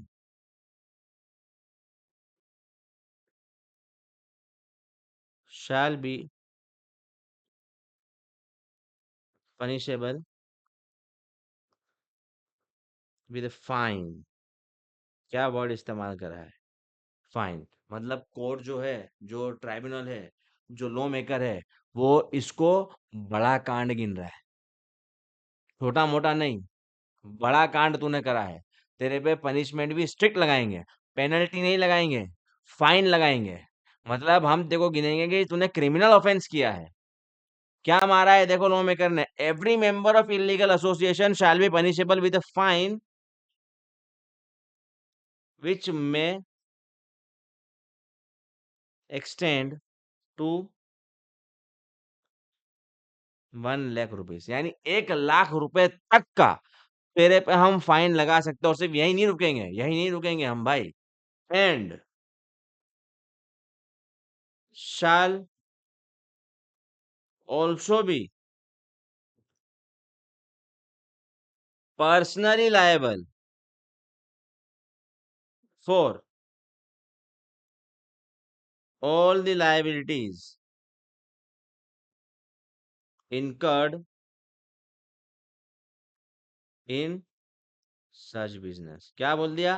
personally liable, मतलब समझ लो कि 50 करोड़ का तुम्हारे पे, तुम्हारा जो एसोसिएशन है उस पे 50 करोड़ की लायबिलिटी है, 50 करोड़ चुकाना है। लेकिन तुम्हारे एसोसिएशन के पास जो इलीगल था उसके पास एक 20 करोड़ ही पड़ा है, तो बाकी के 30 करोड़ तुम्हारा घर बेचेंगे, तुम्हारी गाड़ी बेचेंगे, तुम्हारी जमीन भी बेच देंगे, सब बेच देंगे, लेकिन वसूलेंगे। तुम पर्सनली लायबल हो, एकदम पर्सनली, क्योंकि इलीगल एसोसिएशन है। तो सारी लायबिलिटी चुकाने के लिए तुमको पर्सनली लायबल गिनेंगे, तुम्हारा घर वर भी बिकवा देंगे। समझ में आया? तो इतने सारे, इतने जबरदस्त जबरदस्त कॉन्सिक्वेंसेस है इलीगल एसोसिएशन के। तो भाई कभी भी बनाना मत, 50 से ज्यादा अगर हो जाए तो तो तो रजिस्टर करा लेना लो में, बराबर। उससे पहले करा लेने का, अपने तो कंपनी बना के काम करने का जा रहा था, अगर थोड़ा सा भी बड़ा काम है। ठीक है, तो ये सारी बातें थी अपनी इलीगल एसोसिएशन के बारे में। अब अपन पढ़ेंगे एक और बहुत जबरदस्त इंपॉर्टेंट कंपनी हो,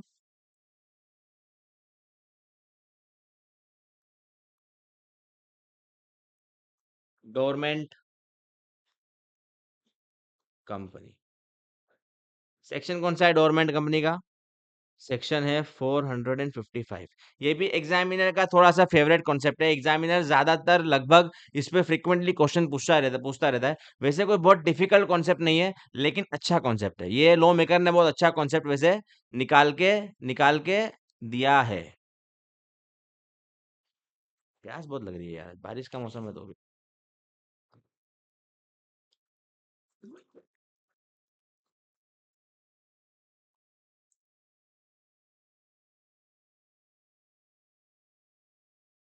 क्या बोलता है law maker? Section 455 sub section 1। क्या बोलता है सेक्शन 455 सब सेक्शन 1? तो बोलता है where a company is formed and registered, मतलब ये नई कंपनी की बात कर रहा है। जब कंपनी फॉर्म होती है और नई नई रजिस्टर्ड हुई है, under this act, where company is formed and registered under this act for a future project. किसके लिए? फॉर अ फ्यूचर प्रोजेक्ट, यानी फ्यूचर में कुछ काम करना है, लेकिन अभी से रजिस्टर कर दिया। और और टू होल्ड असेट्स, यानी या तो वो रजिस्टर्ड हुई है कोई फ्यूचर प्रोजेक्ट के लिए, या तो वो फॉर्म या रजिस्टर्ड हुई है to hold assets including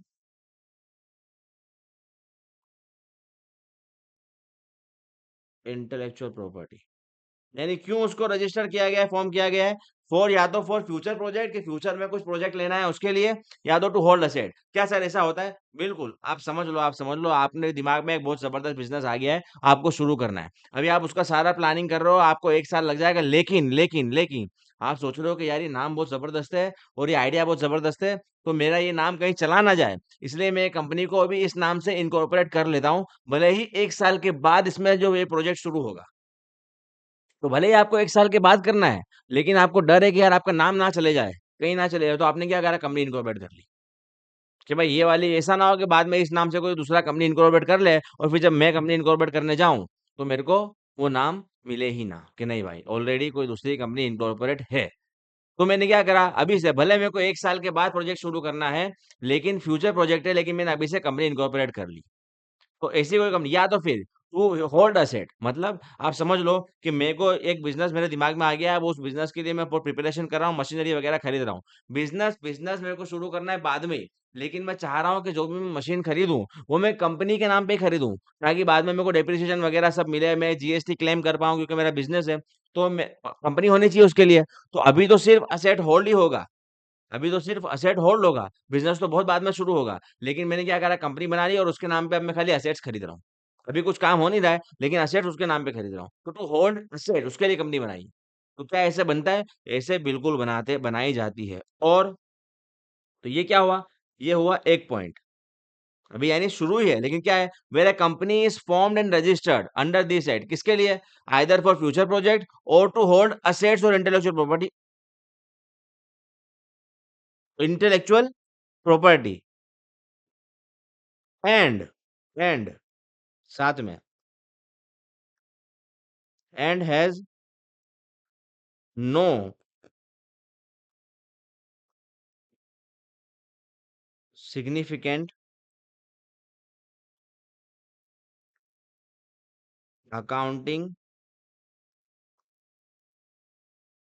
transaction, then such company और सच कंपनी। अब यहाँ पे ये सच कंपनी जितना भी था ऊपर लिखा है, वो सब कुछ उस कंपनी के बारे में लिखा है। क्या बोले, सच कंपनी और एन इनएक्टिव कंपनी। दूसरी कंपनी की बात कौन सी है? एन इनएक्टिव कंपनी और एन इनएक्टिव कंपनी में make an application to ROC in form number MSc1 for obtaining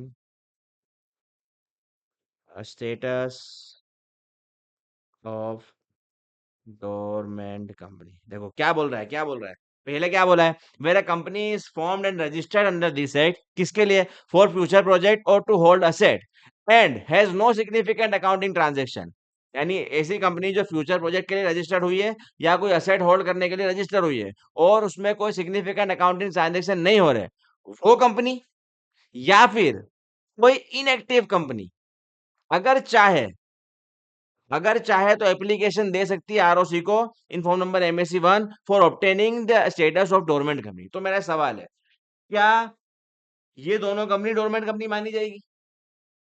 क्या यहाँ पर ऐसा लिखा है कि ऐसी कंपनी जो कि रजिस्टर हुई है फ्यूचर प्रोजेक्ट के लिए या फिर टू होल्ड असेट करने के लिए और उसमें सिग्निफिकेंट अकाउंटिंग ट्रांजेक्शन नहीं है, तो क्या वो डोरमेंट मान ली जाएगी ऑटोमेटिकली? नहीं, उस कंपनी को आरओसी को अप्लाई करना पड़ेगा इन फॉर्म नंबर MSc1 में to obtain the status of dormant company, और फिर आरओसी उसको स्टेटस देगी, सर्टिफिकेट ऑफ इनकॉर्पोरेशन देगी डोरमेंट का, कि भाई MSc2 में कि अब भाई आप डोरमेंट कंपनी हो। और ऐसे इनएक्टिव कंपनी जो है, वो इनएक्टिव कंपनी का डोरमेंट कंपनी है? नहीं, इनएक्टिव कंपनी को अप्लाई करना पड़ेगा आरओसी को to obtain the status of dormant company, और आरओसी उसको स्टेटस देगी, सर्टिफिकेट देगी ऑफ गवर्नमेंट कंपनी। तो ये दो कंपनी है जो अप्लाई कर सकती है obtain the status of dormant company. कौन सी दो कंपनी? पहला, such company. Such company, such company का मतलब क्या है? सच कंपनी का मतलब वो कंपनी जो फॉर्म्ड हुई है, यानी रजिस्टर्ड हुई है किस चीज के लिए? आइदर फ्यूचर प्रोजेक्ट के लिए और कोई असेट होल्ड करने के लिए, एंड साथ में उसका कोई सिग्निफिकेंट अकाउंटिंग ट्रांजेक्शन नहीं है, उस कंपनी को बोला गया सच कंपनी। और दूसरी कौन सी कंपनी? Inactive company. ये दोनों कंपनी अगर चाहती है तो अप्लाई कर सकती है डोरमेंट लेने के लिए। अब इसमें आगे एक्सप्लेनेशन दिए हुए। एक्सप्लेनेशन मैं आपको सब कुछ लिख के भी डिटेल में बताऊंगा, यानी अपने जो एग्जाम्पल से करते के दिमाग में आ जाए, पर पहले लिखने के लिए लिख लो। एक्सप्लेनेशन वन में इन्होंने क्या बताया है? एक्सप्लेनेशन वन कि भाई हमने जो ऊपर दो वर्ड यूज किए हैं, इसमें पहला एक वर्ड है इनएक्टिव कंपनी। हमने तो सिर्फ लिख दिया कि एंड इनएक्टिव कंपनी, लेकिन इनएक्टिव कंपनी का मतलब क्या है? तो एक्सप्लेनेशन वन में इन्होंने बताया inactive company means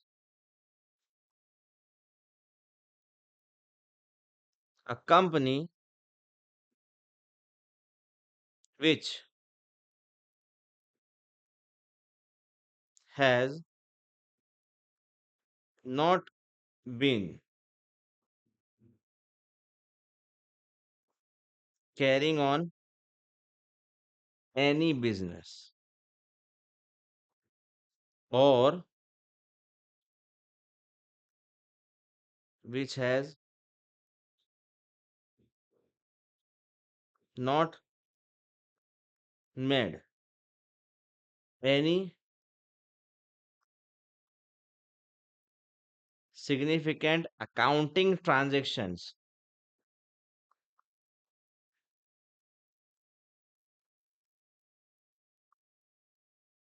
during last 2 years। मतलब और अभी और है, और या तो ये काम उसने नहीं करा, और हैज नॉट फाइल्ड, तीसरा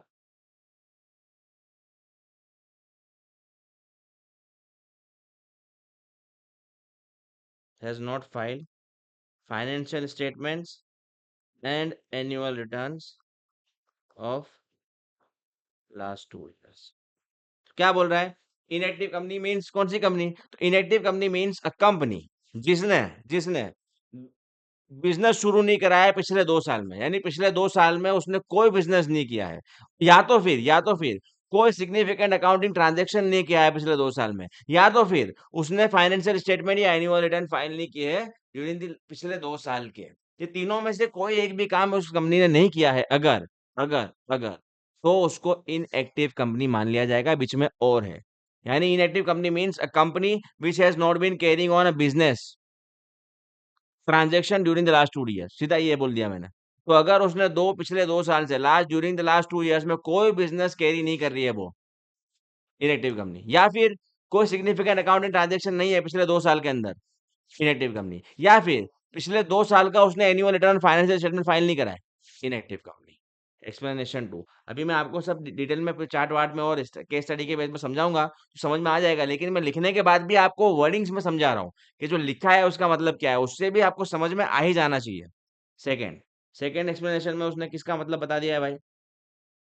सिग्निफिकेंट अकाउंटिंग ट्रांजेक्शन, कि भाई आप इतनी बात कर रहे हो कि अगर सिग्निफिकेंट अकाउंटिंग ट्रांजेक्शन नहीं हुआ पिछले 2 साल में तो इनएक्टिव मान लेंगे। तो फिर सिग्निफिकेंट अकाउंटिंग ट्रांजेक्शन का मतलब क्या है? तो significant accounting transaction means any transaction other than A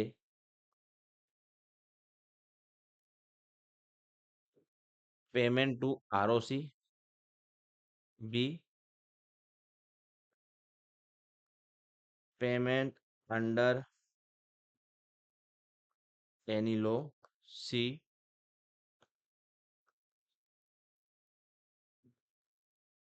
allotment of shares, D maintenance of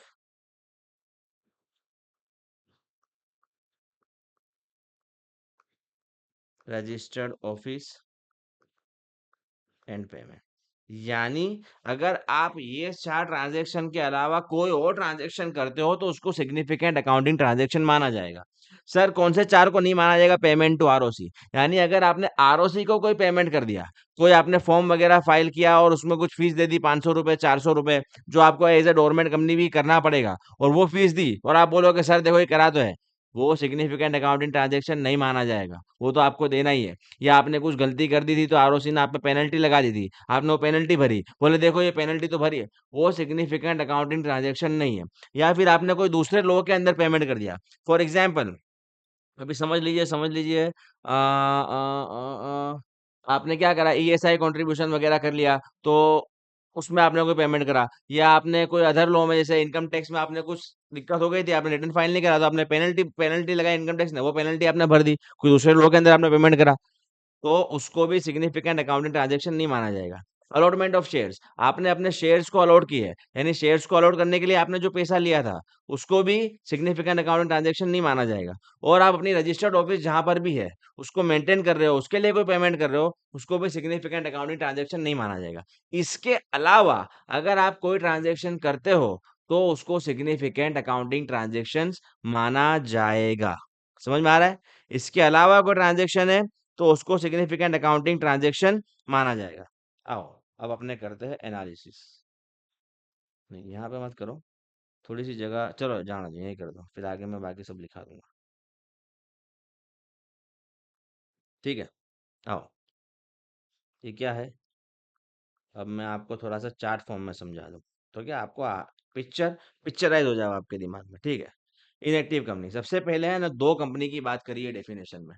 जो पहली कंपनी की बात करी है ना सच कंपनी, वो किसकी बात कर रहा है? नई कंपनी की। क्या बोला है कि company registered formed and registered, देखो क्या लिखा है, आओ वापस ऊपर, क्या लिखा है? Where a company is formed and registered under this, यानी जब नई कंपनी बन रही है कोई फ्यूचर प्रोजेक्ट के लिए, तो वहां पे वो क्या है, नई कंपनी की बात हुई है। और इनएक्टिव कंपनी जो है, मतलब जो कंपनी ऑलरेडी पहले से है ही।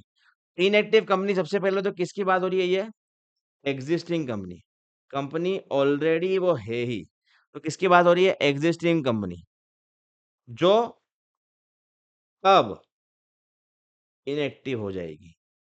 कब इनएक्टिव हो जाएगी? अभी आपको मैं बता रहा हूँ। यानी एग्जिस्टिंग कंपनी है जो एक्टिव थी, लेकिन अब वो कब इनएक्टिव हो जाएगी? कब इनएक्टिव हो जाएगी? तो पहला कि अगर नो बिजनेस ऑपरेशन, कोई बिजनेस ऑपरेशन उसने कैरी नहीं किया है इन लास्ट 2 इयर्स।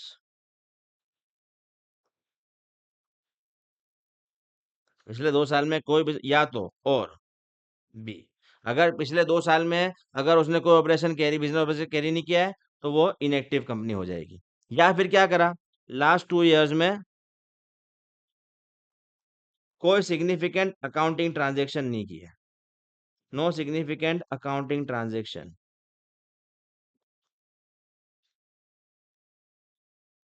इन last 2 years, during last 2 years, तो भी वो क्या हो जाएगी? इनएक्टिव कंपनी हो जाएगी। या फिर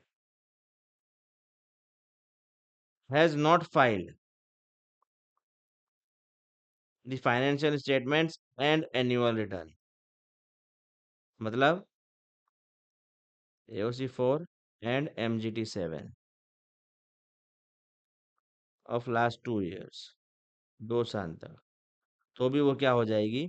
इनएक्टिव कंपनी हो जाएगी। ये तीन में से कुछ एक भी उसने कर लिया तो फिर वो बाद में क्या हो जाएगी? इनएक्टिव कंपनी हो जाएगी। अब वो इनएक्टिव हो गई तो फिर उसको अप्लाई करना पड़ेगा किसके पास? आरओसी के पास, कि मेरे को अभी भाई डोरमेंट कंपनी का स्टेटस दे दो, अभी मैं कोई बिजनेस नहीं कैरी कर रही हूँ, या मैं अभी कोई सिग्निफिकेंट अकाउंटिंग ट्रांजेक्शन नहीं कर पाऊंगी, या मैंने 2 साल का एनुअल रिटर्न फाइल नहीं कराया, लेकिन अब मैं इनएक्टिव हो गई, मेरे को डोरमेंट का स्टेटस दे दो, आगे भी मेरे से यही होने वाला है। ठीक है, दूसरी बात करें तो ये क्या कर देगी? Can apply, inactive company can apply for obtaining status of dormant company. आओ दूसरा, पहले तो हमने पढ़ लिया इनएक्टिव कंपनी, अब दूसरी बात करेंगे हम सच कंपनी। सच कंपनी का मतलब क्या था डेफिनेशन में? सच कंपनी, तो सबसे पहले तो सच कंपनी क्या है? न्यूली इनकॉर्पोरेट कंपनी की बात हो रही है। जो नई नई अभी इनकॉर्पोरेट हो रही है। और वो भी कौन सी? तो पहले सच कंपनी क्या है? It is a newly incorporated company which is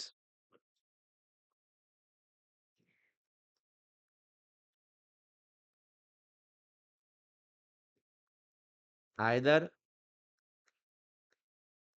incorporated for future projects or incorporated to hold assets and and has no significant accounting transaction। यानी वो फ्यूचर प्रोजेक्ट के लिए इनकॉर्पोरेट हुई है, या वो कोई असेट्स को होल्ड होल्ड करने के लिए इनकॉर्पोरेट हुई है, और उसका कोई सिग्निफिकेंट अकाउंटिंग ट्रांजैक्शन भी नहीं है। तो ऐसी कंपनी भी क्या कर सकती है? ये ऐसी कंपनी भी कर सकती है अप्लाई आरओसी को to obtain status of dormant company. तो ऐसी दो कंपनी, एक इनएक्टिव कंपनी, दूसरा एक सच कंपनी, ये आरओसी को अप्लाई कर सकती है to obtain the status of dormant company. ROC जब इनको स्टेटस देगा डोरमेंट कंपनी का, तो वो जो डोरमेंट कंपनी का जो स्टेटस है, dormant company status is given max कितने सालों के लिए? बस 5 साल। 5 साल के लिए आपको डोरमेंट कंपनी का स्टेटस मिलेगा। उसके बाद आपको डोरमेंट कंपनी का स्टेटस मिलेगा नहीं, वो वापस से रिवोक कर लिया जाएगा, आपको फिर से नॉर्मल एक्टिव कंपनी बना दिया जाएगा। बताओ समझ में आ रहा है क्या? अभी तक जितना समझाया है समझ में आ रहा है क्या? बताओ जल्दी। जितना अभी तक समझाया वो समझ में आ रहा है क्या? बहुत जबरदस्त तरीके से मैंने आपको समझाया। ये जो डेफिनेशन लिखी है, इसमें दो कंपनी की बात करी है कि दो कंपनी है जो डोरमेंट कंपनी का स्टेटस ऑब्टेन करने के लिए आरओसी को अप्लाई कर सकती है। पहली कंपनी कौन सी है? Such company. सच कंपनी कौन सी है? जो न्यूली इनकॉर्पोरेट कंपनी हो रही है। वो क्यों न्यूली इनकॉर्पोरेट हो रही क्यों इनकॉर्पोरेट हो रही है? दो चीज के लिए, या तो फ्यूचर प्रोजेक्ट के लिए इनकॉर्पोरेट हो रही है, या तो कोई असेट को होल्ड करने के लिए इनकॉर्पोरेट हो रही है, और उनका कोई सिग्निफिकेंट अकाउंटिंग ट्रांजैक्शन अभी है ही नहीं। तो ऐसी कंपनी आरओसी को अप्लाई करेगी to obtain the status of dormant company in form number MSC 1। अब दूसरी company inactive company. Inactive company क्या? एग्जिस्टिंग कंपनी, यानी कोई ऐसी एग्जिस्टिंग कंपनी है जिसने क्या करा है, 2 साल तक अभी कोई बिजनेस ही नहीं करा है, लास्ट 2 ईयर। यानी आज अगर हम देख रहे हैं, आज आज अगर किसी कंपनी को हमको देखना है कि वो एक्टिव है कि इनएक्टिव है, तो देखो पिछले 2 साल में उसने कोई बिजनेस कराया है क्या? नहीं। अगर नहीं कराए, it is an inactive company today. लेकिन और या तो फिर क्या देखो, उसने पिछले 2 साल के अंदर कोई सिग्निफिकेंट अकाउंटिंग ट्रांजेक्शन है क्या? नहीं है, it is an inactive company. या फिर देखो पिछले 2 साल का फाइनेंशियल स्टेटमेंट या एनुअल रिटर्न उसने फाइल किया है कि नहीं? नहीं किया है, it is an inactive company. तो ये तीन चीज देखनी है कोई एग्जिस्टिंग कंपनी के लिए, तो इनएक्टिव हो जाएगी। अब inactive company can also apply to the ROC for obtaining the status of dormant company. ये सारी बात थी सेक्शन 455 सब सेक्शन 1 की। आइए अब सेक्शन 455 सब सेक्शन 2 क्या बोलता है? सेक्शन 455 सब सेक्शन 2 बोलता है कि कंपनी आरओसी। 1 ने क्या बोल दिया कि ये दो कंपनी जो inactive company and such company, it shall apply to the ROC in form number MSC 1 to obtain the status of dormant company. अब सेक्शन 455 सब सेक्शन 2 क्या बोलता है कि जब अप्लाई करा तो आरओसी क्या करेगा? सच ये दो कंपनी को करेगा issue certificate of dormant company in form number MSC 2। क्या करेगा? सेक्शन 455 सेक्शन 2 में आरओसी जिन्होंने अप्लाई किया था उनको certificate of dormant company issue करेगा in form number MSC 2। Section 455 sub section 3 क्या बोलता है कि जो आरओसी है, ROC shall maintain the register of dormant company। ROC जो है वो डोरमेंट कंपनी का रजिस्टर मेंटेन करेगा, एक रजिस्टर्ड एक बुक यानी जो भी वो मेंटेन करेगा जिसमें लिखा होगा कि हिंदुस्तान में कौन सी कंपनी डोरमेंट है, किसको किसको डोरमेंट का स्टेटस दिया हुआ है। ये बहुत जरूरी है क्योंकि 5 साल के बाद उनको वापस एक्टिव करना है। अगर बीइंग ए डोरमेंट कंपनी उन्होंने कोई कंडीशन को डिससेटिस्फाइड किया है तो वो स्टेटस को उनसे वापस लेना है, उन पे कोई पेनल्टी लगानी है। तो सब कुछ मालूम कैसे रहेगा जब ये पता रहेगा कि डोरमेंट है, वो पता कैसे रहेगा? आरओसी को एक रजिस्टर मेंटेन करना पड़ेगा ऑफ डोरमेंट कंपनी का। 455 सब सेक्शन 4 क्या बोलता है? फोर, ये है आरओसी, ये है कंपनी। अब ये जो बात हो रही है ना, ये सुओ मोटो की बात हो रही है। अभी देख हमने क्या बात करी कि अगर कोई कंपनी है, सच कंपनी या इनएक्टिव कंपनी, उसको वो आरओसी को अप्लाई करेगी to obtain the status of dormant company, और वो अप्लाई करने के बाद आरओसी उसको स्टेटस दे देगा। लेकिन क्या कोई कंपनी डोरमेंट तभी बन पाएगी जब वो खुद अप्लाई करे? कभी कभी आरओसी का भी खोपड़ा खसकेगा कि भाई बहुत हो रहा है, हटाओ, अब तो इसने मेरे को गुस्सा दिला दिया है। तो आरओसी क्या करेगी? ऐसी कंपनी, ऐसी कंपनी जिसने which has not filed financial statements और annual return for the last 2 years, पिछले 2 साल के किसी ने अगर फाइनेंस कोई कंपनी ने फाइनेंशियल स्टेटमेंट और एनुअल रिटर्न फाइल नहीं की है, आरओसी उसको क्या भेजेगी? नोटिस भेजेगी, शाल इशू करेगी notice and enter its name in register of dormant company. मतलब अगर अगर किसी कंपनी ने 2 साल लगातार अपने फाइनेंशियल स्टेटमेंट या एनुअल रिटर्न को फाइल नहीं किया, तो आरओसी उसको नोटिस भेज के फिर उसका जो नाम है वो डोरमेंट कंपनी के रजिस्टर में डाल देगी, मतलब वो उसको डोरमेंट कंपनी घोषित कर देगी। डोरमेंट कंपनी समझ लीजिए, मतलब वो उसको इनएक्टिव कंपनी घोषित कर देगी, और फिर बहुत सारे काम वो नहीं कर पाएगी as being an inactive company, और उसके बहुत सारे रिपरकशंस भी होते हैं, कॉन्सिक्वेंसेस भी होते हैं।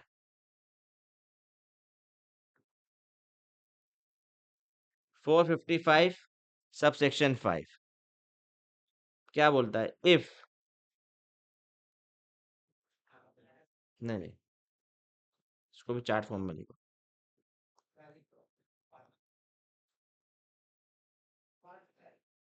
गवर्नमेंट कंपनी, आरओसी क्या बोलता है? गवर्नमेंट कंपनी अप्लाई करेगी for the status of active company in form number MSC 4। क्या है? अब 5 साल के लिए मैक्सिमम स्टेटस दिया है।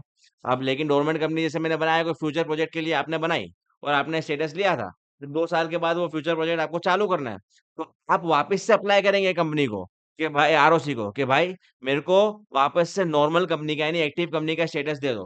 वो आप किस में अप्लाई करोगे? फॉर्म नंबर MSC 4 में। तो फिर आप वो आपको अप्लाई करना है कि मुझे वापस से एक्टिव कंपनी का स्टेटस दे दो। सेक्शन 455 सब सेक्शन 6 इफ, और फिर आरओसी आपको दे देगा। Government company does not comply with the provisions of this section, ये जो सेक्शन है उसके प्रोविजन को अगर उसने कंप्लाई नहीं किया, देन द आरओसी में strike off the name of the company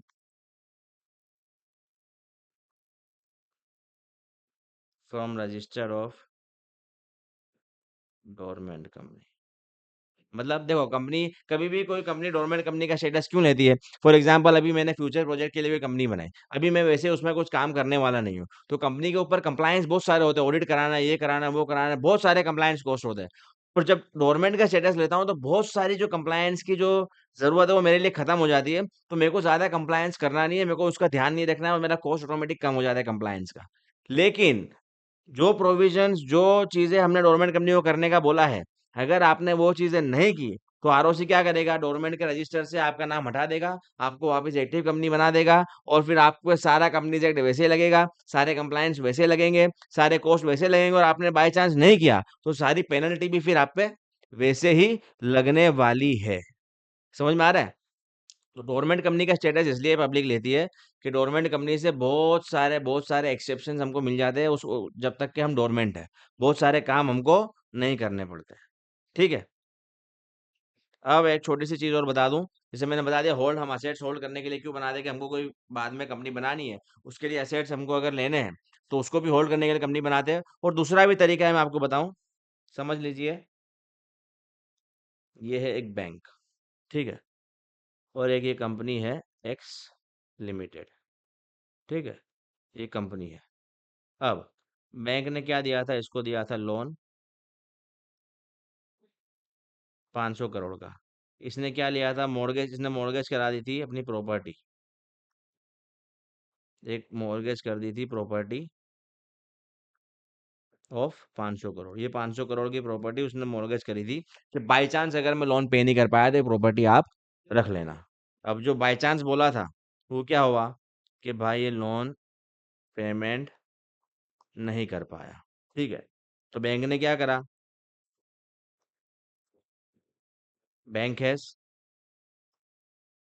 forfeited it's property of 500 crore. ये 500 करोड़ की प्रॉपर्टी बैंक ने क्या कर दी? फॉरफिट कर दी। अब बैंक का क्या काम? ये है प्रॉपर्टी संभालना। बैंक का काम तो क्या है? बैंक लोन देना, डिपॉजिट एक्सेप्ट करना, उस पर इंटरेस्ट लेके पैसा कमाना, ये बैंक का मेन काम है, एकदम बेसिक काम। अब प्रॉपर्टी आ गई 500 करोड़ की, उसको संभालना पड़ेगा, बैंक का वो काम है, तो वो बैंक का काम है नहीं। बैंक ने क्या किया? बैंक है, बैंक ने एक कंपनी बना दी बी लिमिटेड। क्या बना दी? ये कंपनी क्रिएट कर दी बी लिमिटेड। किस चीज के लिए? To hold this property of 500 crore. अब बैंक का इस कंपनी से और दूसरा कुछ काम नहीं है, सिर्फ इसने कुछ वक्त के लिए इस प्रॉपर्टी को होल्ड करने के लिए एक कंपनी बनाई है। तो फिर बैंक क्या कर देगी कि भाई और तो कुछ काम नहीं है, ना कोई सिग्निफिकेंट अकाउंटिंग ट्रांजैक्शन होने वाले, ना कुछ, खाली हमने होल्ड करने के लिए बनाई है, तो ये अप्लाई कर देगी आरओसी को, ये company, to obtain the status of dormant company. समझ में आ रहा है? इस तरीके से गवर्नमेंट कंपनी का ये पूरा कॉन्सेप्ट है जो मैंने आपको समझा दिया है। और मैं आपको जितना भी बता रहा हूँ ये सब कुछ मॉड्यूल में आपके लिखा है, और मॉड्यूल में जो लिखा है उससे ज्यादा ही बता रहा हूँ। जो आखिरी क्लास हमारी होगी टाइप्स ऑफ कंपनी की, मेरे ख्याल में समझ लो 3 क्लास और बची है।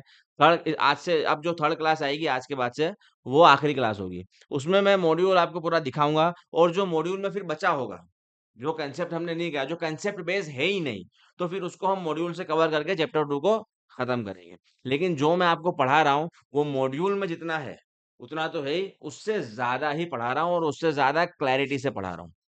तो आई होप आपको बहुत जबरदस्त आज के ये 3 कॉन्सेप्ट समझ में आए होंगे: listed company, illegal association, and dormant company. अब कल हम पढ़ेंगे फॉरेन कंपनी। आज का लेक्चर थोड़ा ज्यादा बड़ा हो गया है। तब तक के लिए बाय बाय, टेक केयर।